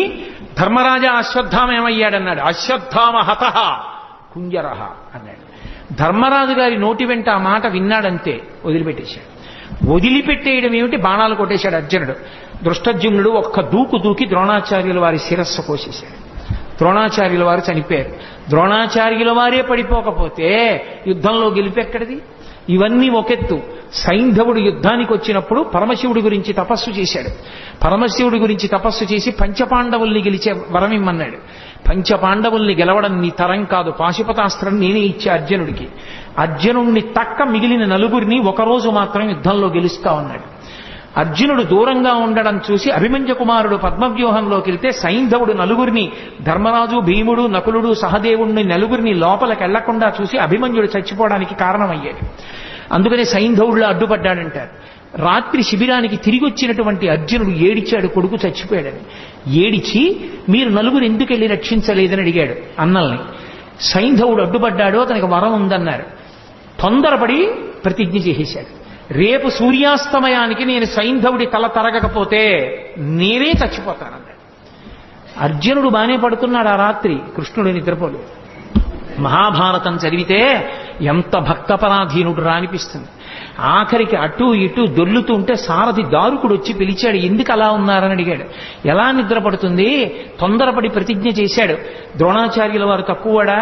అర్జునున్నొక్కడిని ఆపేస్తే చాలు, రేపు ఖచ్చితంగా అర్జునుడు చచ్చిపోతాడు. ఆత్మహత్య చేసుకుని ప్రాణం వదిలిపెట్టేస్తే గెలుపు కౌరవులది. రేపు సైంధవుడు అర్జునుడికి చిక్కకుండా చూడడం ఎలాగో ద్రోణుడికి తెలుసు. ద్రోణుడు వ్యూహం పన్ని ఎక్కడో దాస్తాడు సైంధవుణ్ణి. యుద్ధంలో అసలు అక్కడ దాకా వెళ్ళడం కుదరదు. ఎందుకంటే ద్రోణాది వీరులు ముందే ఉంటారు. స్వర్ణ కవచాన్ని అభిమంత్రించి కట్టాడు దుర్యోధనుడికి. వెళ్ళలేకపోయాడు అర్జునుడు. వెళ్ళలేకపోయి ద్రోణాచార్యుల వారే పెద్ద పర్వత శిఖరంలో ఎదురుగుండా నించుని శకట వ్యూహం పన్నాడు. శకట వ్యూహం పన్ని లోపల ఎక్కడో చిట్ట చివర దాచేశాడు సైంధవుణ్ణి. పొద్దున్న అయిపోయింది, మధ్యాహ్నం అయిపోయింది, పొద్దు ఒరిగిపోతోంది. యుద్ధం చేస్తూనే ఉన్నాడు. ఎక్కడికో వెళ్ళాలి, ఇంకా మొదట్లో ఉన్నాడు. వ్యూహాన్ని ఛేదించనే లేదు. అయిపోయింది, సూర్యాస్తమయ వేళ అయిపోయింది. సైంధవుడు సంతోషపడిపోతున్నాడు. అమ్మయ్య, ఇక అర్జునుడు నా దగ్గరికి వచ్చే అవకాశమే లేదు, నేను చచ్చిపోనని. చిన్న బుచ్చుకున్నాడు అర్జునుడు. అయిపోతోంది సూర్యాస్తమయం, కాబట్టి చంపలేని సైంధవుణ్ణి. అయిపోయింది కురుక్షేత్ర యుద్ధం, నేను ప్రాణం విడిచిపెట్టవలసిందే. చూశాడు కృష్ణ పరమాత్మ అర్జునుడి యొక్క అవస్థ. చూశావా, తొందరపడితే బావా ఎలా ఉంటాయో పరిణామాలు, జాగ్రత్త వహించు, ఇప్పుడు నేనేం చేస్తానో చూడన్నాడు. మాయాతిమిరాన్ని సృష్టించాడు. అది సూర్యుడిని అడ్డింది. సూర్యాస్తమయం అయిపోయింది, అర్జునుడు కొట్టలేకపోతున్నాడే అన్నాడు. అలా మాటలు విని చీకటి పడింది అన్న మాట వినపడగానే అర్జునుడు దగ్గరలో లేడు కదా అని సైంధవుడు నిక్కి నిక్కి తలపైకెత్తాడు. తలపైకెత్తి నిలబడ్డాడు. బావా అడిగో సైంధవుడు కొట్టేయన్నాడు. బాణం వేసి వెంటనే తలని కొట్టాడు. కొట్టగానే మాయాతిబిరాన్ని తొలగించాడు. చీకటి పడ్డా కొట్టాడందాం అనుకున్నారు, మళ్ళీ సూర్యుడు పైకి వచ్చాడు. అమ్మా, మనం పొరపాటు పడ్డాను రా, సూర్యాస్తమయం అవ్వలేదనుకుంటున్నారు. సైంధవుడి తల బావా కింద పడిందో నీ తల నూరు ఒక్కలైపోతుంది. ఎందుకంటే సైంధవుడికి తండ్రి ఉన్నాడు, వృద్ధక్షత్రుడు ఆయన పేరు. ఆ వృద్ధక్షత్రుడికి తపస్సు చేస్తే పుట్టాడు జయద్రథుడు అన్న పేరుతో సైంధవుడు. ఆయన పుట్టినప్పుడు అశరీరవాణి పలికింది, ఇతని యామరపాటులో ఉన్నప్పుడు ఒక సుక్షత్రియుడు ఇతని తల కొట్టేస్తాడంది. వెంటనే తండ్రి అన్నాడు, ఏ సుక్షత్రియుడు నా కొడుకు తల కొట్టి కింద పడేస్తాడో వాడి తల 100 వక్కలైపోతుంది అన్నాడు. ఎవడు తల కొట్టి కింద పడేస్తాడో వాడి తల 100 వక్కలవుతుంది అన్నాడు.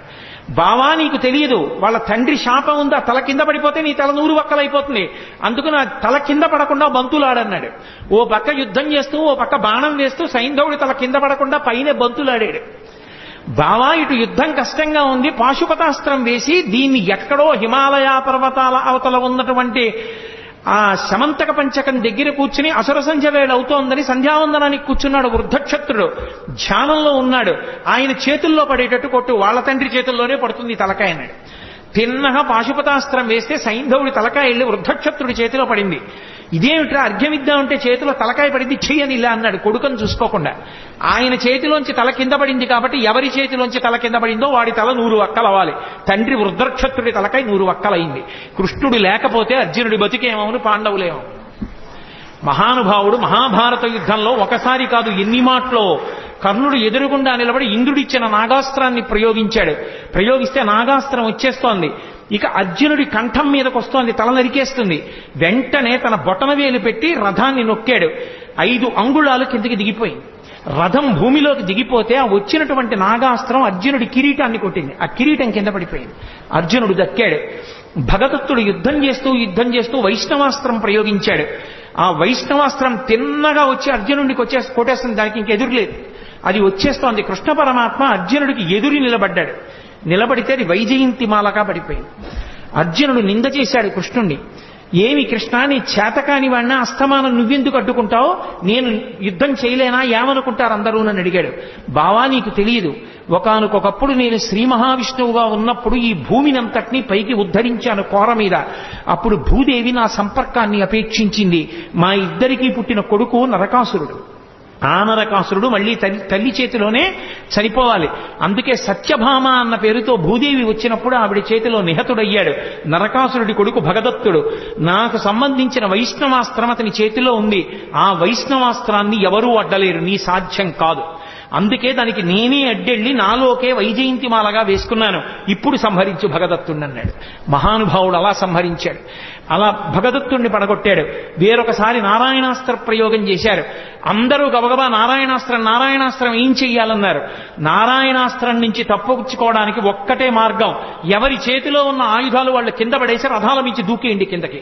అలా దూకేస్తే నారాయణాస్త్రం ప్రసన్నమవుతుంది. ఎవరు ఎదురు తిరగలేరు కాబట్టి వెళ్ళిపోతుంది, ఎవరినీ చెనకదు. ఎవ్వరూ చేతిలో ఆయుధం పట్టుకోకండి అర్జునుడి కిందకి దోహించాడు, తను దూకేశాడు. అందరూ పాండవులు సైన్యం కిందకి దిగిపోయి ఆయుధాలు వదిలేసి నించున్నారు. ఇంతమంది కిందకి దిగిపోయి నించునుంటే భీమసేనుడు ఒక్కడు మాత్రం గర్వంతో నారాయణాస్త్రమైనా సరే నేను నా గద వినిపించిపెట్టని గద పట్టుకుని తిరుగుతున్నాడు. వచ్చేసింది నారాయణాస్త్రం. ఎక్కడ చంపేస్తుందో అని అర్జునుణ్ణి తీసుకుని పరుగున వెళ్లి ఆ రథం మీదకెక్కి ఆ భీముణ్ణి రథంలోంచి కిందకి తోసేశాడు. ఆ గద లాగేసుకుని కింద పడిపోయి ఆ ఆయుధం లేకుండా నించున్నాడు భీముడు. దాటి వెళ్ళిపోయింది నారాయణాస్త్రం. ఎన్ని మాటలు రక్షించాడు. ఒక మాట 2 మాటల మహాభారతం జరిగితే కృష్ణ పరమాత్మ యొక్క రక్షణ పాండవులకు ఎన్ని మాటలు రక్షించాడో మహానుభావుడు. ఎంతమంది రాక్షసుల్ని కురుక్షేత్రం వరకు రాకుండానే నిగ్రహించాడు జరాసంధాదులను. లేకపోతే ఎంత ప్రమాదం జరిగి ఉండేదో. ఆఖరికి ఒకానొక సమయంలో అయితే అర్జునుడు దూరంగా ఉండడం చూసి కర్ణుడు చాలా భయంకరమైనటువంటి యుద్ధం చేశాడు ధర్మరాజు గారితో. ధర్మరాజు గారు ఆ యుద్ధంలో తట్టుకోలేకపోయాడు. తట్టుకోలేక కర్ణుడి చేతిలో విశేషంగా దెబ్బలు తిని ఇంటికి వచ్చాడు. అర్జునుడు తిరిగి వచ్చాడు. మా అన్నగారు ఇవాళ యుద్ధంలో ఇన్ని దెబ్బలు తిన్నారట అని బాధపడి ధర్మరాజును చూడ్డానికి వెళ్ళాడు. ధర్మరాజుకి ఎక్కడలేని ఆగ్రహం వచ్చి, నువ్వు కర్ణుణ్ణి నిర్జించలేదు, నేను ఇంత బాధపడ్డాను, నీకు చేత కాకపోతే ఆ గాంధీవం ఎవరికన్నా ఇవ్వకూడదా అన్నాడు. వెంటనే అర్జునుడు కృష్ణుడి వంక తిరిగి అన్నాడు, గాంధీవం నీకు చేత కానప్పుడు ఎవరికైనా ఇవ్వకూడదా అని నన్ను ఎవరైనా అంటే వాళ్ళని చంపేస్తానని ప్రతిజ్ఞ చేశాను. ప్రతిజ్ఞాభంగం చేయకూడదు. కాబట్టి బావా నేను ఇప్పుడు ధర్మరాజు గారిని చంపేయాలి, అన్నయ్యని ఎలా అని అడిగాడు. అడిగితే అయ్యో ఇప్పుడు ధర్మరాజు గారిని చంపేస్తే యుద్ధం ఎలాగయా, ఈ ప్రతిజ్ఞలు బాగున్నాయి, గాంధీవం ఎవరికన్నా ఇచ్చేయి అన్నవాడిని చంపేస్తానని ప్రతిజ్ఞ చేశావా? ధర్మరాజు అన్నాడా? అందుకని అన్నయ్యని చంపేస్తావా? ఇదెక్కడి ప్రతిజ్ఞ? చంపేయడంతో సమానం ఏమిటంటే ఏకవచన ప్రయోగం చేయడమే. గురువుని కాని, తండ్రిని కాని, అన్నని కాని ఏకవచన ప్రయోగం చేస్తే, అంటే గౌరవం తప్పించి ఏకవచన ప్రయోగం చేస్తే, ప్రత్యేకించి గురువుని చంపేసిన పాపం వేయడానికి ఎప్పుడేస్తారంటే ఏకవచన ప్రయోగం చేస్తే. అందుకని ఏకవచన ప్రయోగం చెయ్యి, నువ్వు అని మాట్లాడితే నువ్వు ధర్మరాజుని చంపేసినట్టే, అక్కడతో వదిలిపెట్టేసేయను. ధర్మరాజుని నువ్వు అని సంబోధించి మాట్లాడాడు అర్జునుడు, కాబట్టి నువ్వు అన్నయ్యని చంపినట్టే, ఇంకా వదిలిపెట్టేసేయన్నాడు. మళ్ళీ అన్నాడు, నేను అన్నయ్యని చంపేసిన పాపం మూట కట్టుకున్నాను కాబట్టి నాకు ఈ దిక్కుమాలిన యుద్ధం వద్దు, నేనే చచ్చిపోతానన్నాడు. మళ్ళీ ఇదోటి మొదలెట్టావా? ఇప్పుడు నువ్వు చచ్చిపోతే ఎలా యుద్ధం జరుగుతుంది రా నాయనా అన్నాడు. అన్నయ్యనంత మాట అన్నాను, అన్నయ్యని చంపిన పాపం నా ఖాతాలోకి వచ్చింది కాబట్టి నేను చచ్చిపోతానంతే. ధర్మరాజునంత మాట అన్నాక ఇంకా నేను యుద్ధం చేయను అన్నాడు. ఇప్పుడు నువ్వు చచ్చిపోయినంత పని చెయ్యాలంటే ఒకటే, నిన్ను నువ్వు పొగుడుకో చచ్చిపోయినట్టే అన్నాడు. అంటే అప్పుడు అర్జునుడు తనని తాను పొగుడుకున్నాడు. ఇప్పుడు నువ్వు చచ్చిపోయినట్టే. ఎవరైనా వాణ్ణి వాడు పొగుడుకుంటే వాడు చచ్చిపోయినట్టే, కాబట్టి ఇప్పుడు నువ్వు బ్రతికినట్టు అన్నాడు. అప్పుడు మళ్ళీ యుద్ధానికి తీసుకొచ్చాడు అందరినీ. ఒకసారా, రెండుసార్లా, ఎన్నిసార్లు? ఆఖరికి యుద్ధం అంతా అయిపోయింది. యుద్ధం అంతా అయిపోయిన తర్వాత నదీ తీరానికి తీసుకెళ్లి రథాన్ని నిలబెట్టి, బావా నీకు సంబంధించినటువంటి యుద్ధ పరికరాలన్నీ తీసుకుని రథం దిగి దూరంగా వెళ్ళిపో అన్నాడు. అర్జునుడు కిందకి దిగిపోయి అన్నీ తీసుకుని దూరంగా వెళ్ళిపోయి నించున్నాడు. కృష్ణ పరమాత్మ స్వామి హనుమని వెళ్ళిపోమన్నారు పతాకం నుంచి. రథాన్ని ఆవహించి ఉన్నటువంటి సమస్త భూతములను వెళ్ళిపోమన్నారు. వెళ్ళిపోమ్మని కృష్ణ పరమాత్మ రథంలోంచి కిందకి దూకారంటే రథం భగ్గున కాలిపోయి. అడిగాడు అర్జునుడు, బావా ఇదేమిటి రథం ఇలా కాలిపోయిందని అడిగాడు. నాయనా ఇది ఎప్పుడో కాలిపోయింది. భీష్మ, ద్రోణ, కర్ణ మహావీరులు ప్రయోగించినటువంటి బాణ పరంపరలకి ఈ రథం కాలిపోయింది. నువ్వు కాలిపోతావని దీన్ని కాలిపోకుండా ఆపాను. ఇప్పుడు ఇక యుద్ధంలో విజయం సాధించావు కాబట్టి ఈ రథాన్ని కాలిపోవడానికి అనుమతించాను. కాబట్టి బావా రథం కాలిపోయింది అన్నాడు. నిజంగా కృష్ణ పరమాత్మ యొక్క అండే పాండవులకు లేకపోతే గెలవగలరా? మహానుభావుడు యుద్ధంలో నిలబడ్డాడు కాబట్టి రక్షించాడు. అన్న బలరాముడే భీమసేనుణ్ణి చంపుతానన్నప్పుడు కాపాడాడు. ఆఖరికి యుద్ధం అంతా అయిపోయిన తర్వాత 9 కొడుకుల్ని భీముడే చంపాడన్న కారణం మీద భీముణ్ణి ఉరే నాయన దగ్గరకు రారా కౌగిలించుకుంటానన్నాడు ధృతరాష్ట్రుడు. పాపం అమాయకంగా వెళ్ళిపోతున్నాడు భీమసేనుడు. చెయ్యి పట్టుకుని వెనక్కి లాగి, బావా నీకు తెలియదు కాసేపు పక్కనుండని ఇనప భీముని యొక్క విగ్రహాన్ని చేయించాడు. ఆ విగ్రహాన్ని దగ్గరికి జరిపాడు. ఆ ధృతరాష్ట్రుడు వచ్చి, ఆయన బాహుబలం అటువంటిది, గట్టిగా కౌగిలించుకున్నాడు. ఆ భీముడి విగ్రహం పిండైపోయి కింద పడిపోయింది.